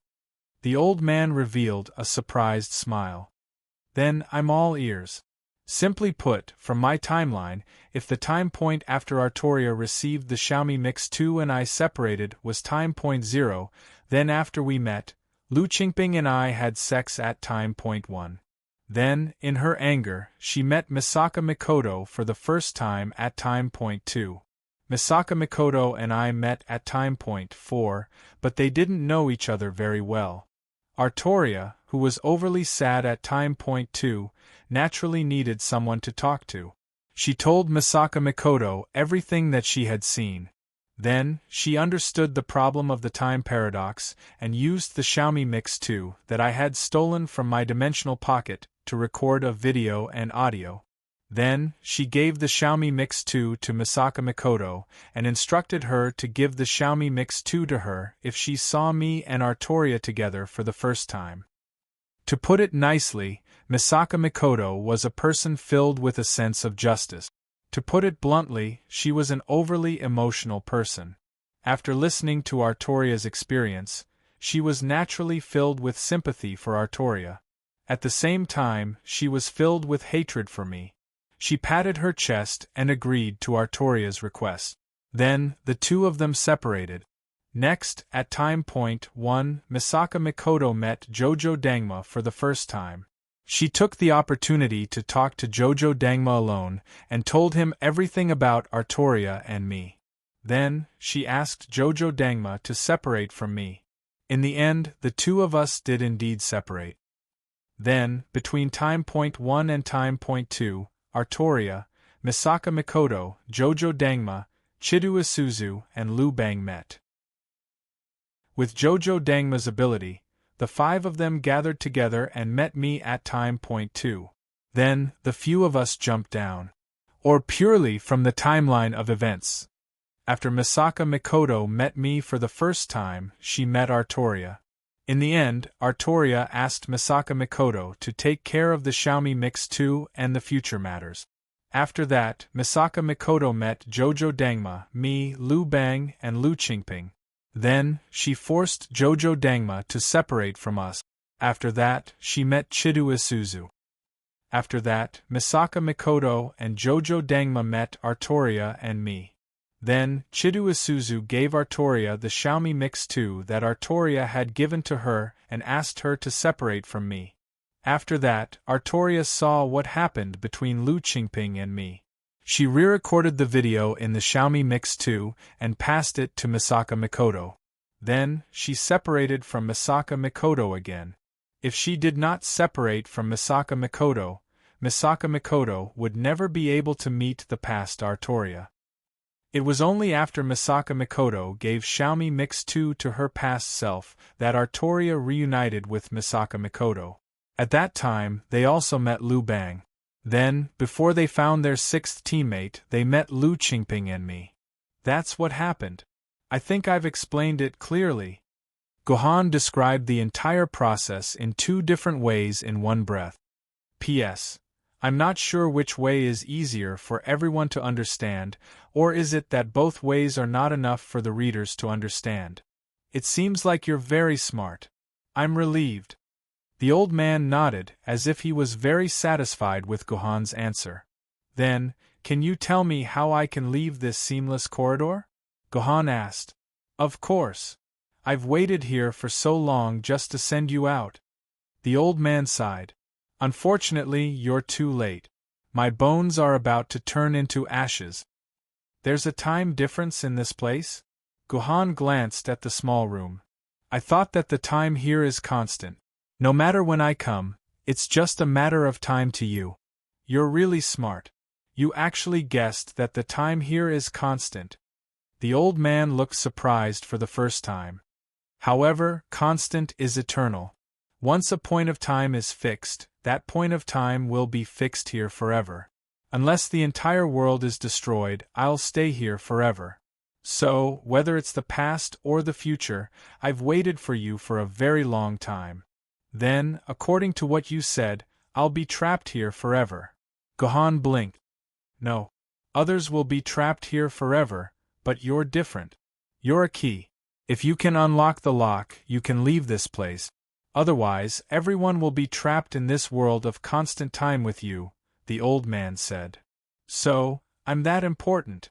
Gohan nodded thoughtfully. Then, why did you tell Liu Bang that he could leave this place as long as he gathered 6 people? Aren't you lying to him? I've never lied to him, the old man said calmly. If he didn't live with the thought of gathering 6 people, how could he have met you and brought you down here? Everything in the world is predetermined. Haven't you already figured this out? Yes, I've figured it out, but I'm afraid it'll still be a little difficult to learn and apply it, Gohan said with a sigh. Don't worry, you'll get used to it sooner or later. This world is really boring, especially when you're around. This world is even more boring. Gohan was able to understand what the old man was talking about when he was bickering with him earlier. However, The old man's words completely confused Gohan.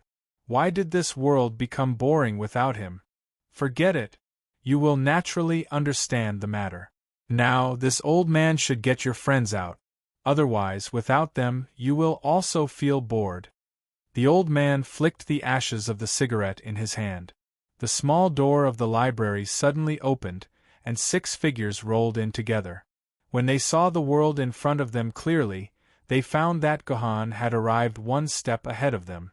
They could not help but look a little surprised.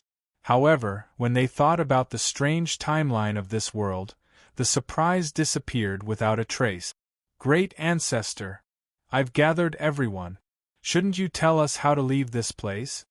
After seeing the old man, Liu Bang immediately squatted beside him with a flattering smile. He massaged the old man's legs as he asked excitedly, "Who said that everyone is here?" The old man glanced at Liu Bang indifferently. "I told you to find 6 people, but you brought 7. Now that there's 1 more person, who should I kick out?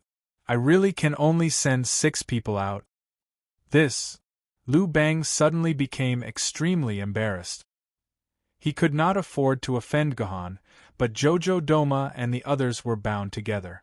If he suggested that they leave, he was afraid that they would suggest kicking him out instead. "Why don't we vote? I'll send whoever has the most votes back," the old man said lightly. "Let me go back. I don't need to leave here." Lu Qingping was the first to stand out, her tone extremely firm. "Good girl." Looking at Lu Qingping's determined back, Gohan slightly praised her. He knew what Lu Qingping was thinking.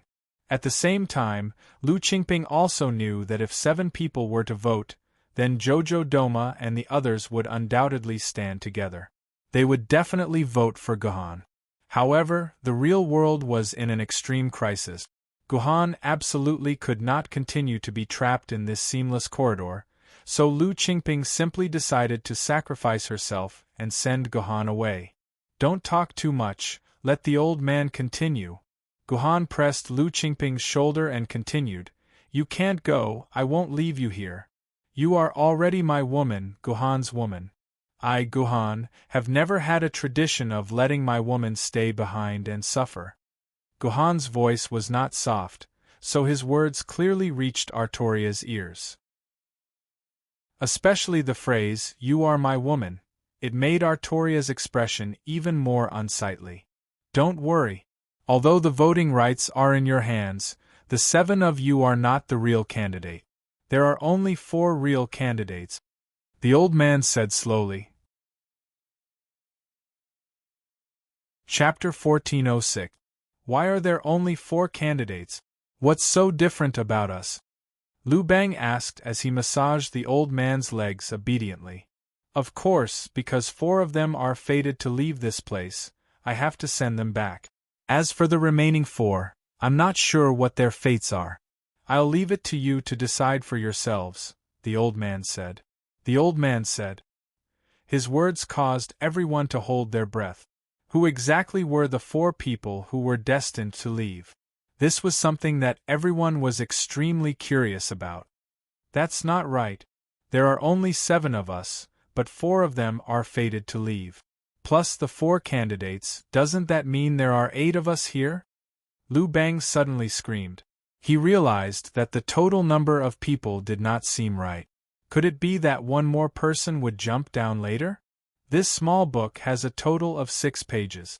Only 1 name can be written on each page. The 6 people whose names are written on the whole book are the ones who can leave this time. The first 4 pages are already filled with names. If you don't believe me, you can open it and see whose name is written on it. The old man took out a thin book from the drawer and threw it on the table as he spoke. "I don't know if I'm inside." Lu Qingping crossed her arms over her chest and muttered to herself nervously. "Sigh, I don't know if you're in it, but I'm sure that these 2 people and this person's names are in it," Gohan said leisurely. At the same time, his fingers tapped on Jojo Doma, Misaka Mikoto, and Chidu Isuzu. Liu Bang quickly moved to Gohan's side and tugged at Gohan's sleeve nervously. "Hey brother, Why are you so sure that the three of them are on the list? Following Liu Bang's question, the others also looked at Gohan. They were also curious as to how Gohan could be so sure that 3 of the 4 people were on the list. Don't look at me. Look at the book, Gohan said calmly. Allow me.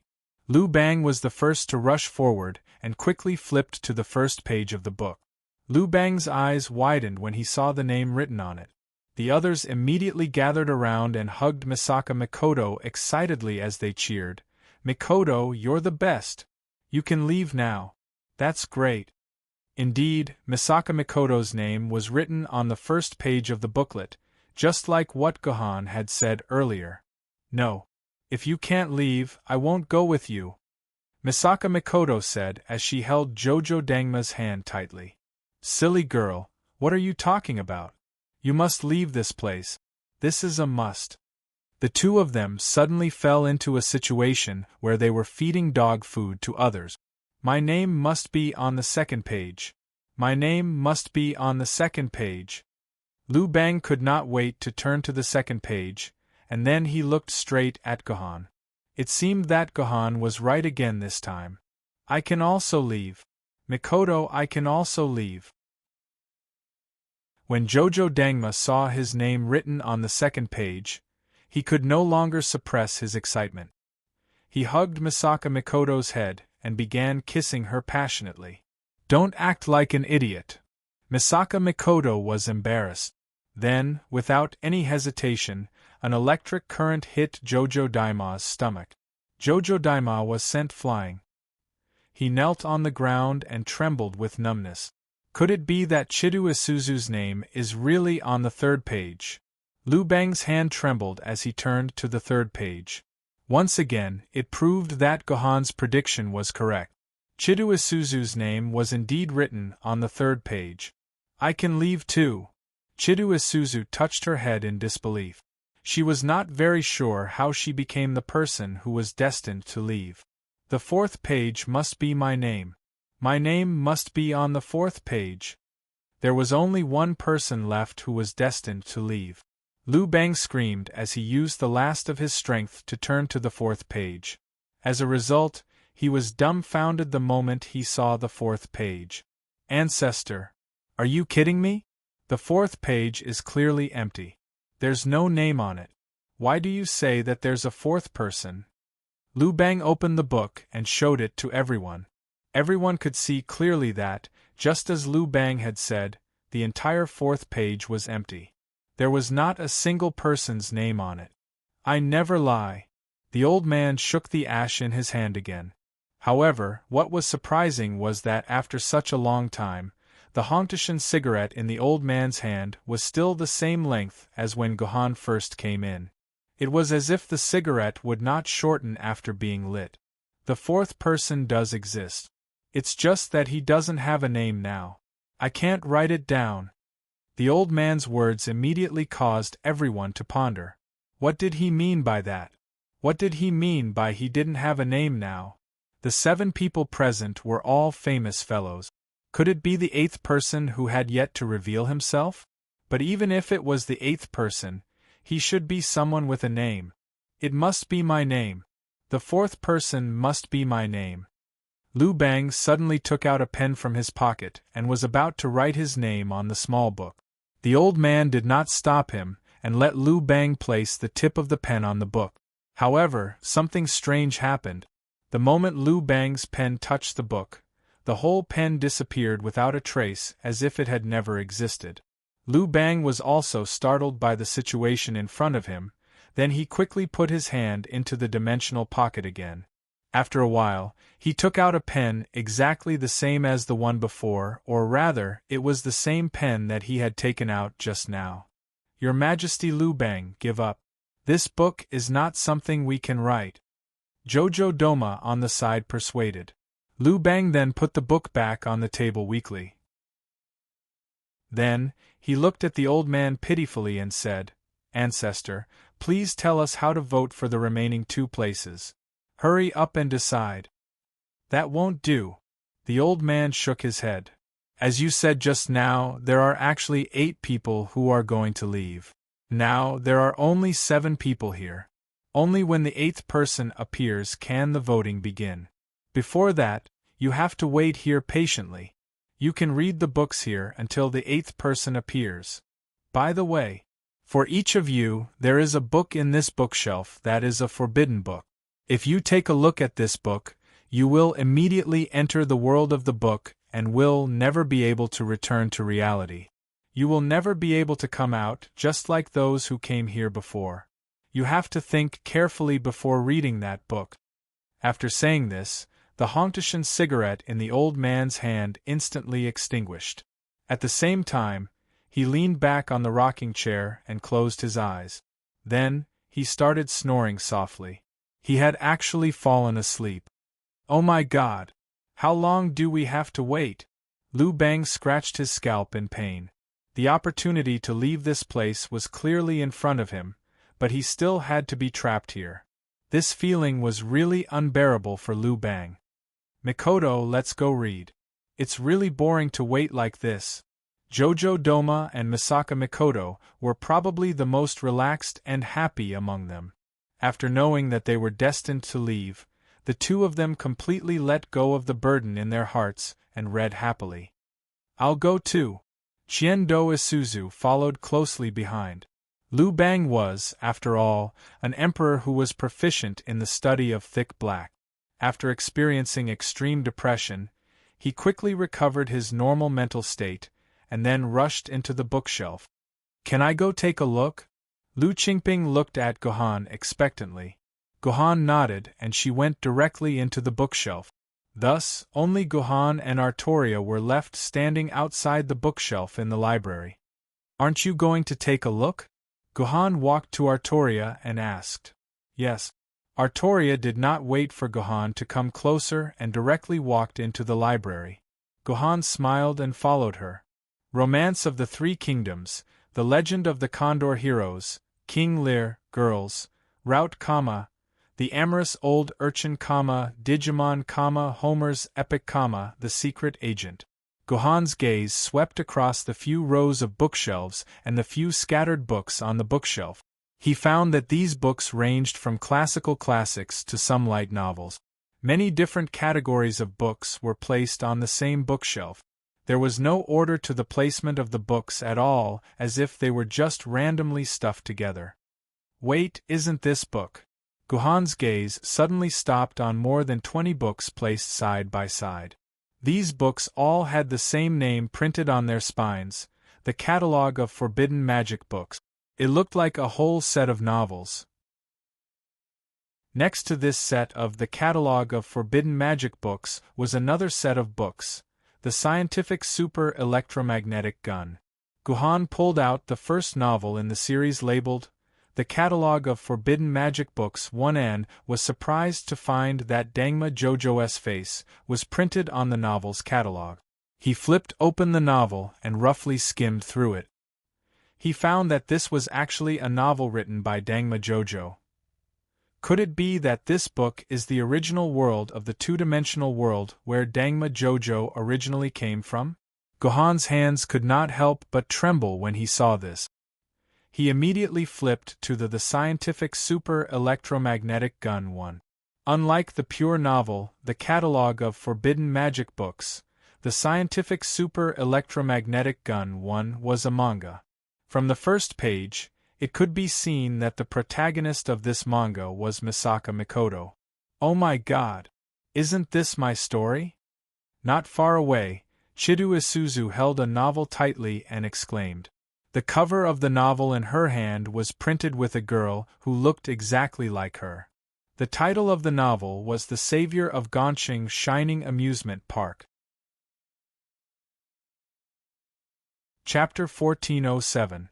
Why am I on the cover of this book? And the princess is here too. What's written in this book?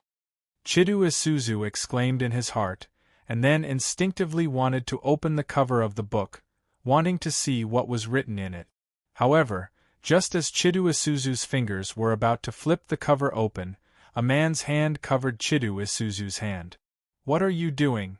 Chidu Isuzu was shocked. He looked at Gohan nervously and asked. Chidu Isuzu thought that he was going to be molested by Gohan. I suggest that you don't open this book. Although this is just my guess, I feel that this book is a taboo for you. If you open it, you can forget about ever leaving the seamless corridor. You'll be trapped in the world of this book for the rest of your life. After Gohan finished speaking, he immediately left Thousand Do 50 Bells, leaving Thousand Do 50 Bells alone there. Sir, are you going to leave just like that? I think it's better for you to keep that book alone. Otherwise, Chidu Isuzu might open it. Lu Qingping said anxiously. Don't worry. Gohan did not look worried at all. She'll never open that book again because she's destined to leave. Just as Gohan had predicted, Chidu Isuzu handed the book to Misaka Mikoto after a moment of hesitation. He then reminded Misaka Mikoto not to hand the book over to him no matter what he asked of her in the future. He then let out a sigh of relief and flipped through the other book. Found it. Are these two books our forbidden books? Misaka Mikoto and Dangma Ju also found their own copies of Forbidden Magic Book Catalog and Scientific Super Electromagnetic Gun. With Chidu Isuzu's experience, they also handed the books to Chidu Isuzu after a moment of hesitation. They also told Chidu Isuzu not to read these books. This book is mine? Liu Bang also found a novel called Chu Han Contend for Supremacy on the bookshelf. The characters printed on the cover were exactly the same as Liu Bang himself. Liu Bang also did not choose to open the book. However, unlike the previous three people, he did not hand the book to someone else for safekeeping. Instead, he held it firmly in his hand. In fact, Liu Bang wanted to put this book in his dimensional pocket, but after several attempts, the dimensional pocket could not accommodate this novel at all. He knew that this was not an ordinary book, so he gave up on other thoughts. Is this book my taboo book?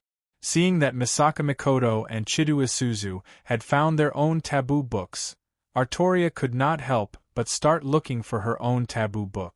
In the end, she found a novel called The Legend of King Arthur on the bookshelf. However, unlike the other books that had this portrait printed on the cover, the packaging of this novel was very classical. Other than the gold-stamped title on the cover, there were no other pictures. With your name on it, this must be your taboo book. There's no doubt about it. Dangma Ju and the others came over and said with certainty after looking at the title of the book. You must not read it. If you read it, you will be sucked into the book. Liu Bang also came over and said with certainty. Is that so?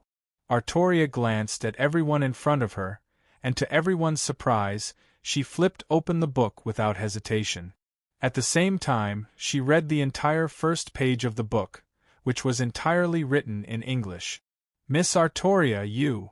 Everyone was shocked and then looked at Artoria nervously as if Artoria would disappear in the next second. However, a few minutes had passed and Artoria was still standing in front of everyone. She did not seem to be sucked into the book at all. What? Don't tell me that these books aren't forbidden books at all? You can read them as you please. Misaka Mikoto muttered unhappily. She felt as if she had been tricked. She turned around and said to Chidu Isuzu, give me our book. I want to see what's written in it. No. I promised you that no matter what happens, I won't give you this book. Chidu Isuzu shook his head and hugged the book tightly in his arms. He was unwilling to hand it over to Misaka Mikoto. You can see that this is not a forbidden book. It's not a big deal to take a look at it. Don't worry, even if something happens, I won't blame you. Misaka Mikoto kept trying to persuade him. Chidu Isuzu's attitude gradually softened after hearing Misaka Mikoto's repeated requests. Just as he was about to hand the book over to Misaka Mikoto, the crisp sound of a door opening exploded in everyone's ears. Don't tell me the eighth person is here. Everyone let out such a cry of surprise in their hearts, and then looked at the position of the door. Sure enough, they saw a young figure walk in from the door, then knocked on the librarian's table hard, and said very loudly, Hey, wake up. Why are you sleeping? You're not sleepy. What are you screaming for? You know that I'm pretending to be asleep. The old man opened his eyes unhappily and looked at the man in front of him. Didn't you go back? Why are you here again? I have no choice. Didn't I miss an unlucky kid? I brought her back on purpose. As soon as the young man finished speaking, he dragged a pitiful little lowly into the room. The little lowly's eyes were filled with tears as she looked around the world of the library. Her eyes lit up when she saw Chidu Isuzu. She ran happily to Chidu Isuzu and said with a smile, "General Manager Sis, why are you here? Aren't you supposed to look after your kid at Guanghui Amusement Park? Do we know each other?" Chidu Isuzu looked at the little lowly in front of her in confusion. She was very sure that she had never seen this little lowly in her previous world or this one. A little lowly wearing a snowsuit and snowboots with a steel arm on her back. She looked like she was fishing. That's strange. We often play together and I often fish for you. How can you not know me? By the way, I have a good relationship with your daughter. We often play hide and seek together.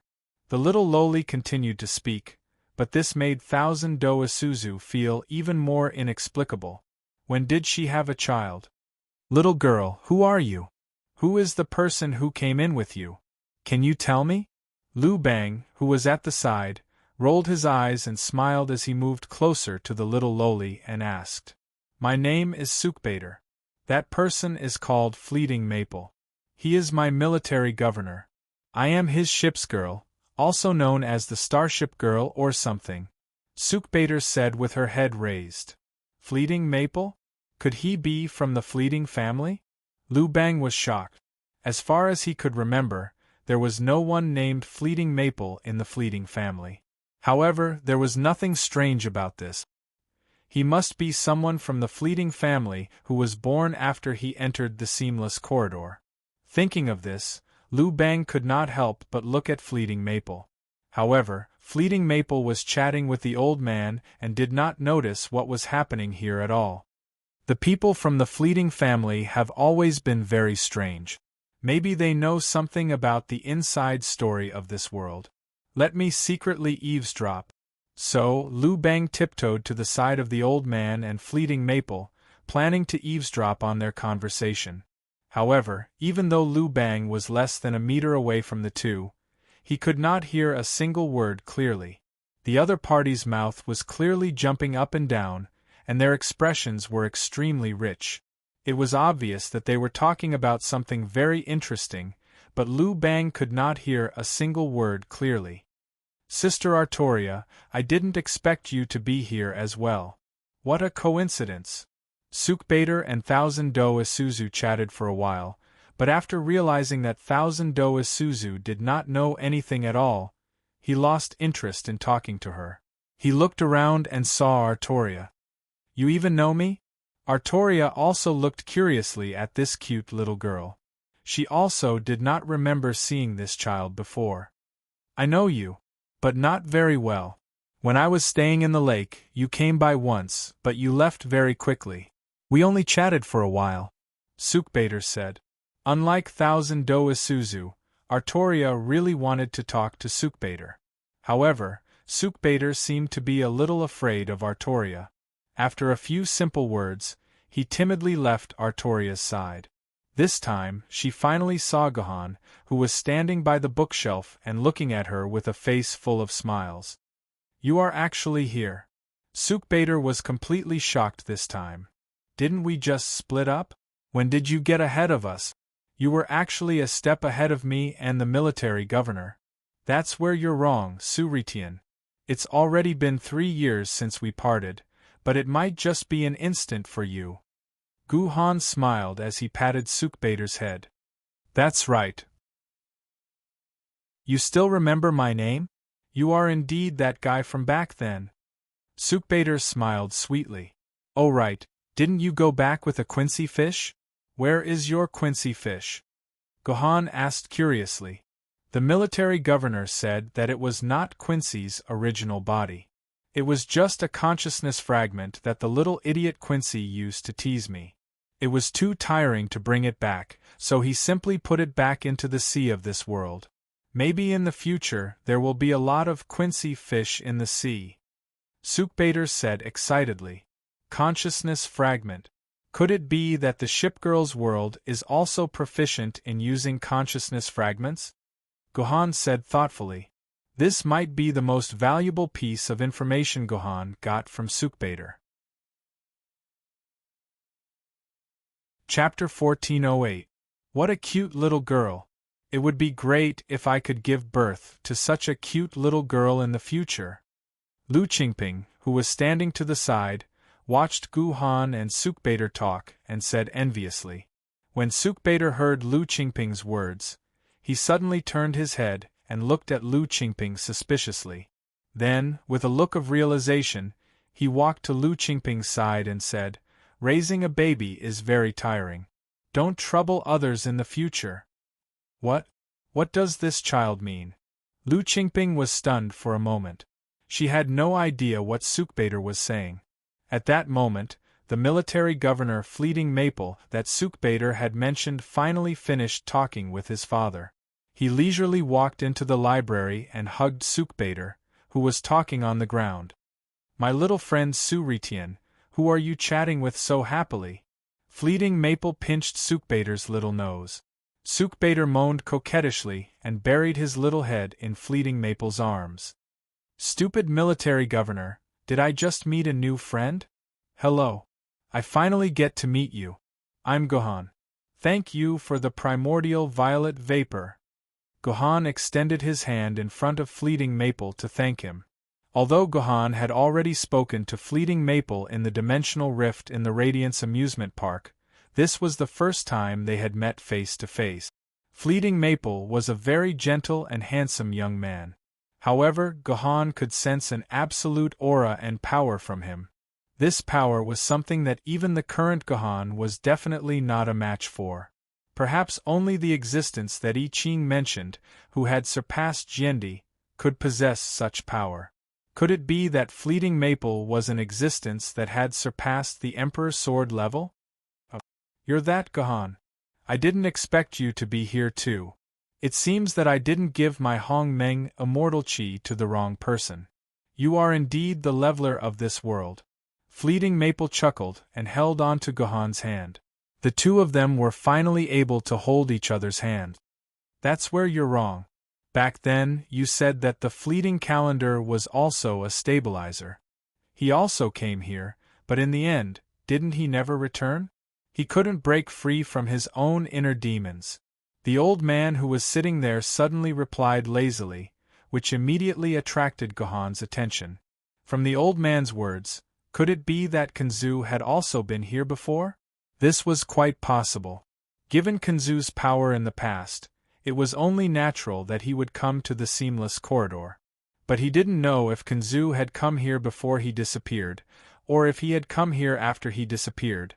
But just from that sentence, it seemed that Kanzu had only come here after he disappeared. Could it be that Kanzu's whereabouts were in this seamless library? Gohan could not help but fall into deep thought. Don't think about so many useless things. Fleeting Calendar is not here. He's just a pitiful failure. You won't be able to save him before you save this world. Fleeting Maple said with a smile, as if he could see through Gohan's thoughts. Thank you. I understand. Gohan nodded. He hesitated for a moment, then asked, "Then may I ask what your relationship with Kanzu is? Are you two relatives?" "Of course we're relatives." Fleeting Maple replied straightforwardly. "Everyone with the surname Fleeting is a family. However, we're not related to each other, so we're not familiar with each other.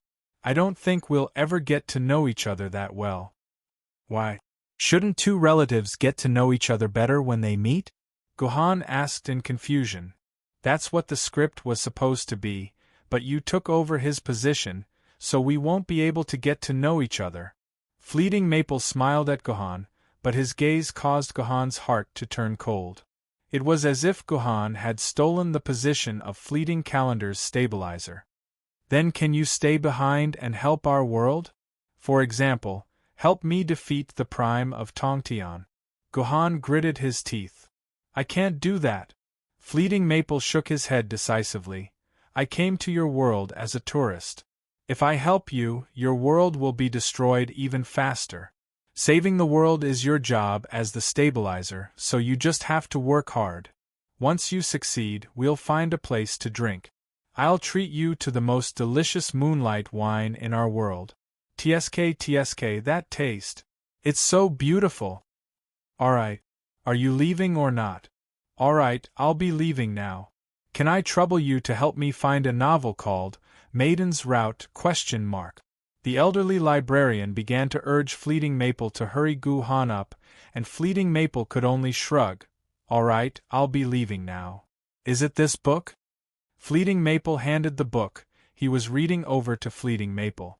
The title of the book was Maiden Route, and the author was a guy called Blue Billows. Yes, it's this book. You've already read it. I thought that the book was too lousy, and no one would be interested in reading it. Flowing Maple sighed as he held the book in his hands. This is what saddens me the most. I clearly have more harems than you, but why can't I have as many as you? What kind of weird thing is this? Fleeting Maple's words confused Gohan. He could not understand what Fleeting Maple was talking about. Yes, since you've read it, how many chapters have you read? Did you see how I swept through the universe with a dozen or so prehistoric starship girls and changed the status of all men? Fleeting Maple asked arrogantly as he looked at Gohan. No, I just finished chapter 230 when you came. Gohan shrugged. Why don't you let me read the book for a few days? I guarantee that I'll finish it by then. Sigh, that won't do. I don't have time to wait for you. It's a pity that you're about to see me become the champion of the Human Empire's college entrance examination. I guarantee that you'll be so excited that you won't be able to sleep for 3 days and 3 nights. It's a pity that you won't have the chance to see it. Fleeting Maple said regretfully. Then, I have a question. What's the relationship between you and the last military governor of the Shipgirl world? I remember that the main character in that book is also called Fleeting Maple. Gohan asked curiously. That book. How can the main character's matter be left unfinished? Besides, didn't I make up for it? Fleeting Maple muttered shamefully. He then eagerly flipped open the Maiden Route book. The book immediately shone with a dazzling light. In the next second, both Sookbader and Fleeting Maple disappeared without a trace. When he flipped open the Maiden Route book, the content of the story was forever fixed at chapter 231. The rest of the book was blank. Just like what Fleeting Maple had said, Gohan would never be able to read the rest of the book. That means that Fleeting Maple is actually the main character in this Maiden Route book. After Fleeting Maple disappeared, everyone gathered around and looked at the Maiden Route book in Gohan's hands in fear. Fleeting Maple used facts to prove that this Maiden Route book could really suck Yuan Ko into the story. This time, Misaka Mikoto no longer dared to ask Chidu Isuzu to read the Scientific Super Electromagnetic Gun book. Brother, is this Maiden Route book good? Liu Bang came over and asked curiously as he looked at the book in Gohan's hands. It's just a boring story about cheats, indecisiveness, and chaos. You won't be able to learn anything from it.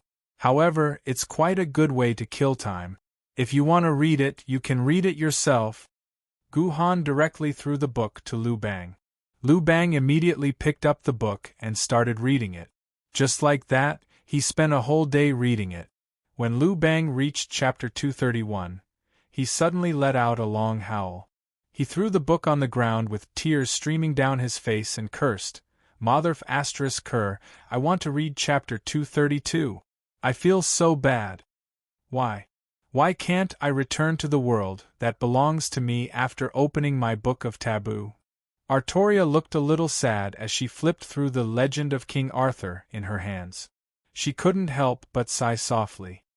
That's because this isn't your forbidden book. Gohan walked silently to Artoria's side and said as he looked at the Legend of King Arthur book in Artoria's hands. Nonsense, this is clearly my story. I will never forget it, Artoria said as she touched the words on the book. So, is the King Arthur in this book a man or a woman? Gohan asked again. This. Artoria was stunned. She didn't know how to answer this question. The King Arthur in this book was, of course, a man, but she was a woman. Could it be that this book wasn't her taboo book? If so, where was the taboo book? Actually, I've wanted to say this for a long time. Your name is Artoria, not King Arthur. As for where your book is, you'll have to find it yourself, Gohan said calmly as he left Artoria's side. He then quietly walked to a bookshelf with a row of plastic discs. There was a plastic box with Artoria's portrait on it. It had been opened, and the 12 discs inside were gone. This time, Fleeting Maple took the box out and hid it in an extremely secluded place. Fortunately, Artoria did not know that there was such a thing as an animated BD in this world. Otherwise, it would be really troublesome. It seems that Flowing Maple isn't the 8th person we've been waiting for. Artoria had no choice but to give up after failing to find the book that belonged to her. On the other hand, Misaka Mikoto and Jojo Dangma were discussing about the 8th person. Master, is there anything sour in your dimensional pocket? My mouth feels weird. Lu Qingping suddenly pulled on Gohan's sleeve and whispered to Gohan. Oh, I have some plums here. Gohan handed a bag of plums to Lu Qingping. However, when the bag of plums was placed in Lu Qingping's hands, Gohan was stunned. He suddenly had an epiphany that he had never imagined before. Perhaps he knew who the 8th person was. Chapter 1409. Lu Bang was the second man to find out that Lu Qingping was pregnant. Because he was the only one who had a child among all of them, and he had many wives and children, he was very clear about how a woman would react when she was pregnant. Therefore, when he saw Lu Qingping holding a bag of plums and eating it all day long, he finally couldn't help but approach Gohan and ask. I don't know. Gohan shook his head. I'm not a doctor, and I don't know how to take a pulse. I don't know if she's pregnant. Gohan's words were actually false. Although Gohan really did not know how to take a pulse, as long as he put Lu Qingping's body into the medical pod, all the conditions of Lu Qingping's body would be detected. At the very least, he could place Lu Qingping in his dimensional pocket and use the nanomachines to enter Lu Qingping's body. He could conduct a comprehensive examination of Lu Qingping's body and find out if Lu Qingping was pregnant. However, Gohan did not do these things because it was useless to do these things. Lu Qingping's pregnancy was something that was destined to happen. Yes, it can't be wrong. That woman, LVG, was also like this when she was pregnant. It can't be wrong. Congratulations. Your Gu family has a descendant. Lu Bang congratulated Gohan with great certainty and a smile on his face. Thank you. Gohan responded faintly. Actually, brother Gohan, I thought about it for a long time just now. If your woman is really pregnant with your child, then the 8th person we're waiting for will definitely be your child. At this point, Lu Bang's eyes suddenly turned around, and he said to Gohan mysteriously, Actually, there's another good news. I don't know if you've thought of it. What good news? Gohan's expression was still calm, which made Lu Bang a little uncomfortable with Gohan's reaction. However, he had no choice but to continue speaking. Didn't the ancestors say that 4 people are destined to leave this place? But the first 3 pages have names on them, and only the 4th page doesn't have any names. Do you know why? Lu Bang kept him guessing. I don't know. Gohan said very cooperatively. That's because your child's name is written on the 4th page. Lu Bang put on a shocked expression. Think about it. There's already someone on the 4th page, but the name hasn't been written. This means that this person doesn't have a name yet. What kind of person doesn't have a name? Of course, it's the fetus in the womb that hasn't been named yet, so I'm sure that the fourth one destined to leave is definitely your child. There's no mistaking it. Is that so? Lu Bang had expected Gohan to be extremely shocked when he heard the news, but he was disappointed. Gohan did not have any special reaction after hearing it. He did not even bat an eyelid. It seemed that Lu Bang was not the only smart person. Gohan had already thought of this.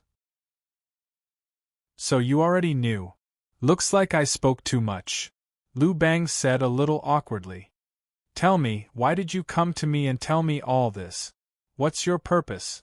Gohan asked Lu Bang straightforwardly. He did not want to continue playing with Lu Bang like this. I don't have any purpose. I just wanted to remind you. Lu Bang looked like he was just trying to be a good person.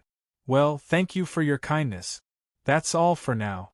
I'm going to read, Gohan said lightly, then threw Lu Bang aside, ready to flip through the next book on the bookshelf. Don't. I have something else to discuss with you. Lu Bang finally could not continue acting. He simply grabbed Gohan's arm and said very hurriedly, Say it. What do you want to say?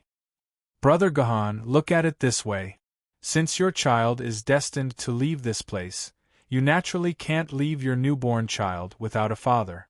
So, I have decided that when the last two people to leave are decided, I will fully support you to leave this place, so that you can reunite with your child in the real world, Lu Bang said excitedly.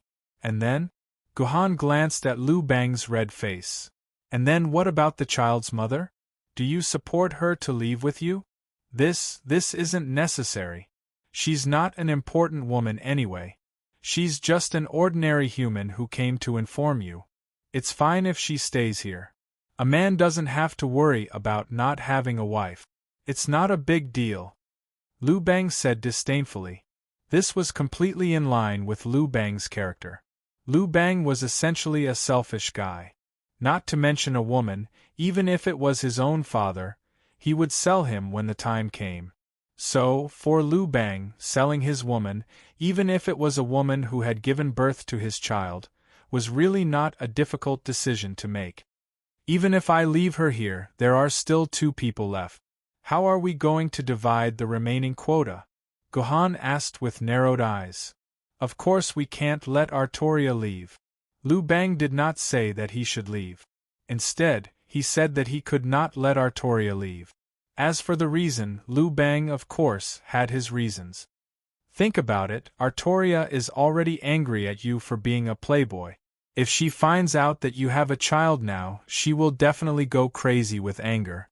If she leaves here, she will definitely find ways to harm you and your child. Brother Gohan, you are very capable, but you can only be a thief for 1,000 days. How can you guard against a thief for 1,000 days? If you are not careful, your child might be harmed by that angry woman. So, why don't you let her stay here? That way, your child will be completely safe, and you can also raise your child without any worries. How great would that be? Lu Bang said, patting Gohan's shoulder hard. Good brother, I'm doing this for your sake. Hee hee. After hearing Lu Bang's words, Gohan showed an indifferent expression. Why, brother, do you have other ideas? Lu Bang asked nervously. Yes. And it happens to be the opposite of you. Gohan smiled. Taking care of a child is not something we men should do. Children should be taken care of by women. And I believe that as long as I am willing to sacrifice myself for her, not only will Artoria not harm my child, but she will also take care of my child with Lu Qingping. This is a chance for the three of us to reconcile. So, I think it's better to let us two men stay in the library and give the remaining 2 opportunities to these 2 women. You're crazy! How could you say such a thing? Lu Bang immediately pushed Gohan away, looked at Gohan in disbelief, and said, Brothers are like hands and feet, and women are like clothes. With such abilities, after we leave, the 2 of us can work together to achieve great things in this world. When that time comes, it will not be impossible for us to unify the world and annex the human race and Yuan Ko. But you are obsessed with love and abandon the great cause of the world. You are not a real man at all. If a man can't even protect his own woman, then what kind of man is he? Guhan shook his head. Women are nothing. Look at the river of history. Those who loved women were Xia Jie, Shang Zhou, Li Hou, and Chen Ho. Which one of them didn't love women more than their country? You can be considered a good man, right? What did such a good man look like in history? He was just a muddle-headed and tyrannical ruler. So, brother, listen to me. A man can only be a real good man if he can pull down the skyscraper and sail the world. Women are just decorations in life. Later generations will only care about whether you stand at the top of the world, but they won't care how many women's corpses are under your feet. Besides, didn't you say that the whole world is in a crisis? Aren't your human race going to perish? If you don't come out of seclusion, then the human race will have no choice but to perish. The whole world is waiting for you to save it, brother. Don't let the whole world down, Lu Bang said passionately. His voice also aroused the curiosity of the others present, and they all focused their attention on Lu Bang and Guhan. Hey! I, Guhan, thought that I was invincible in the world, but today I was enlightened by your words. You are right, this world is what I need to do. I really can't be tied down by a few women. With a look of sudden realization, Guhan did not even have time to put down the book in his hand, and directly hugged Lu Bang's shoulders. Good brother, I knew you would come to your senses, Lu Bang also said very excitedly. Then, he saw his body turn into light, and in the blink of an eye, he disappeared in front of Guhan, and there was no trace of him anymore.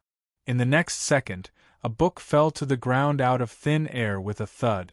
The cover of the book was written with the words, The Legend of Chu Han. Sorry. You seem to have forgotten this point. For a king, every man for himself will be destroyed by heaven and earth. Guhan sighed, then helplessly threw the open book in his hand on the bookshelf beside him. The book was closed again, and the 2 words of the book's title were revealed. These 2 words were Records of the Grand Historian. Poor Lu Bang did not know that the forbidden book that really belonged to him was not the Legend of Chu Han. The forbidden book that belonged to him had been in Guhan's control as soon as he entered the library. As for why Guhan's forbidden book was Records of the Grand Historian and not Legend of Chu Han, the reason was very simple. The reason was simple. The Legend of Chu Han was actually a novel adapted from a TV series. How could a TV series possibly depict a hero like Lu Bang? Chapter 14:10. Oh. In the blink of an eye, there are only 7 people left. After Lu Bang disappeared, the old librarian suddenly shouted in a low voice. Jojo Doma and the others immediately put down the books they were still reading and stared at Guhan with anger and fear in their eyes.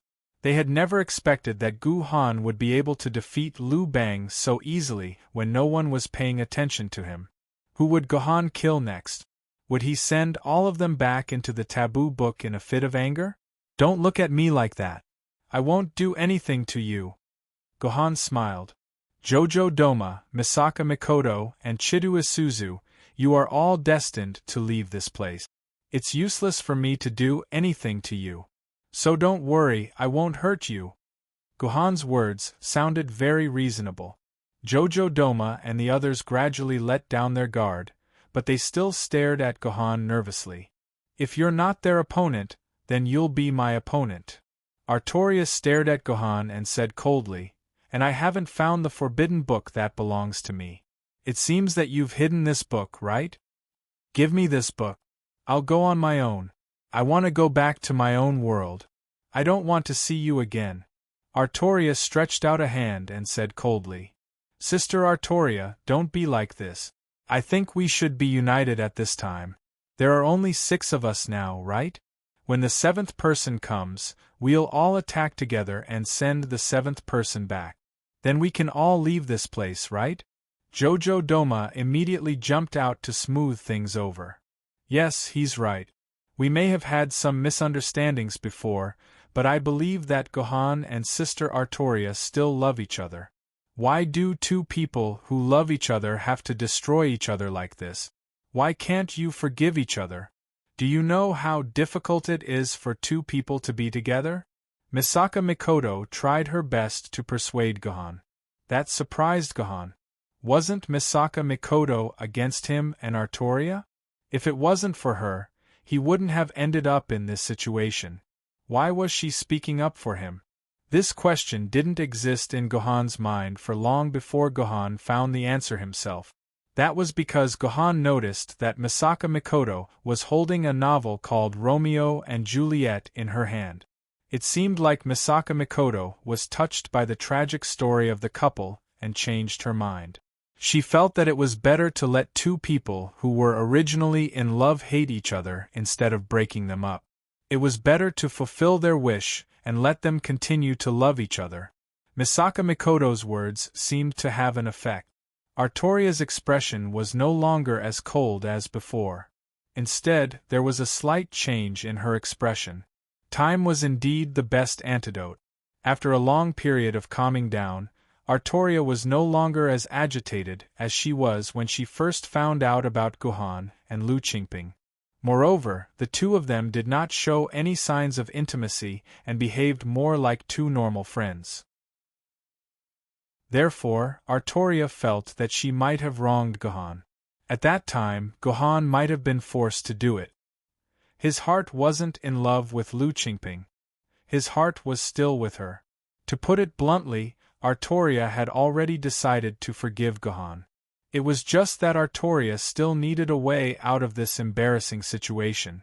Misaka Mikoto's words were the best way out of this awkward situation. As long as things developed according to Misaka Mikoto's words, she believed that Gohan might be able to reconcile with Artoria. It's no use. The seventh person is actually written in that book. Even if the seventh person's name isn't in that book, I'll definitely let her go. Gohan's next action completely shocked everyone present. Gohan gently stroked Lu Qingping's belly and said, "Actually, Lu Qingping is already pregnant.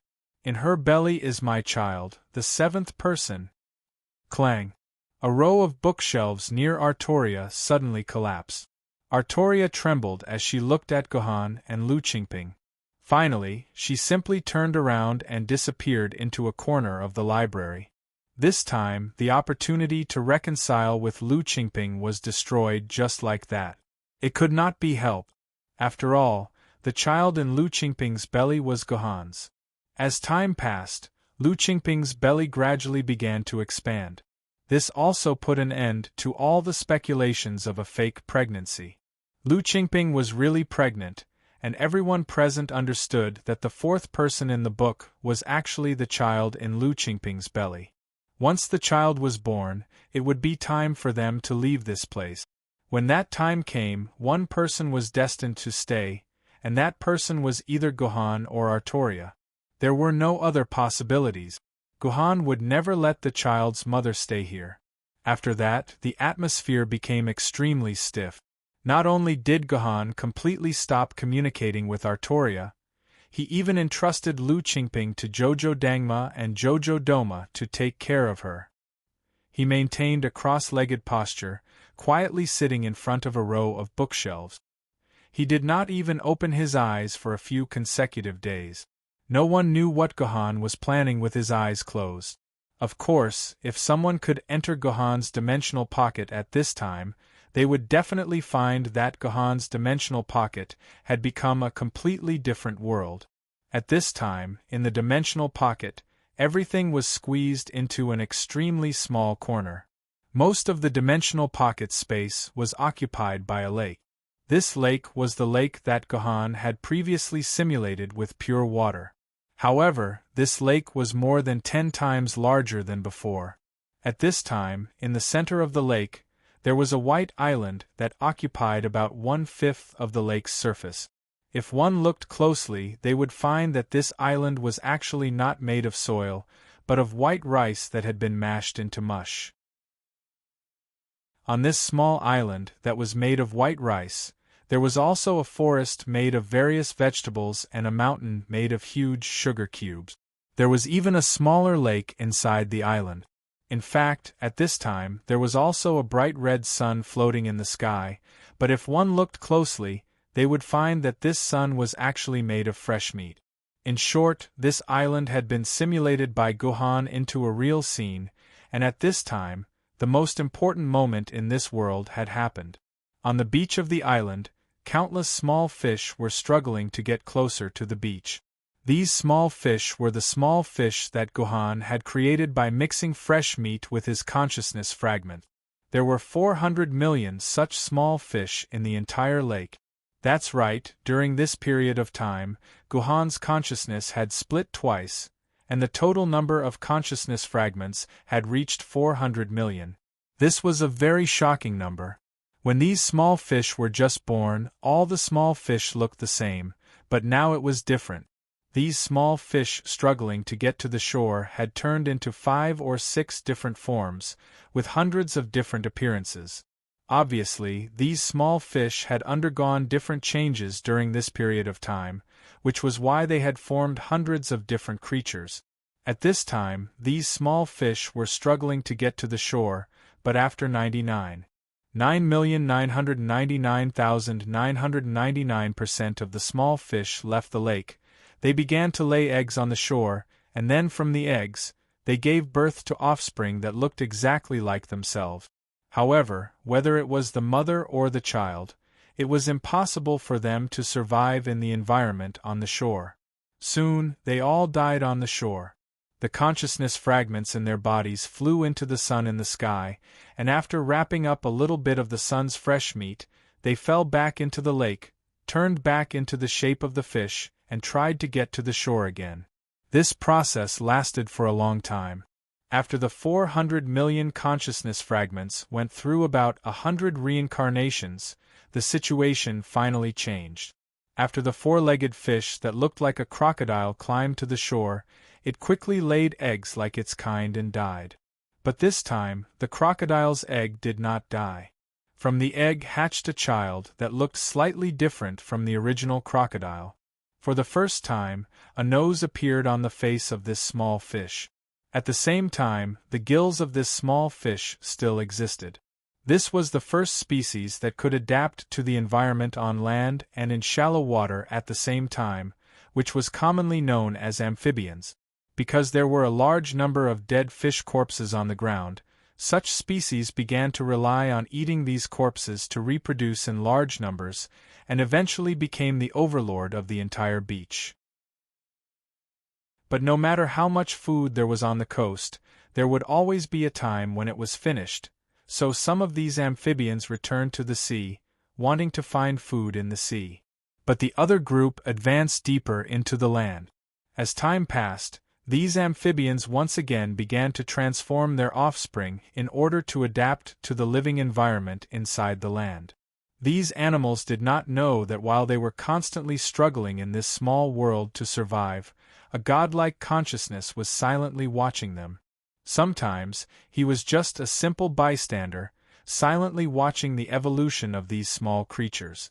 Sometimes, he intervened, using his own thoughts to control the changes of the entire world's environment. Some unlucky races might be completely wiped out by a tsunami, while some lucky races might find an edible tree, and the entire race's population would start to expand like a balloon. Am I a god? Or am I a human? Are these animals just fragments of my consciousness, or are they independent lives? The godlike Guhan thought quietly. He felt that if he could completely understand this question, he might be able to obtain power that surpassed Emperor's sword. Although Guhan did not know if he could understand the answer to this question, Guhan knew that he had found the way forward. You're tuning in to the Phoenix Knights YouTube channel. Don't forget to subscribe and join us on this journey to catch the most captivating stories.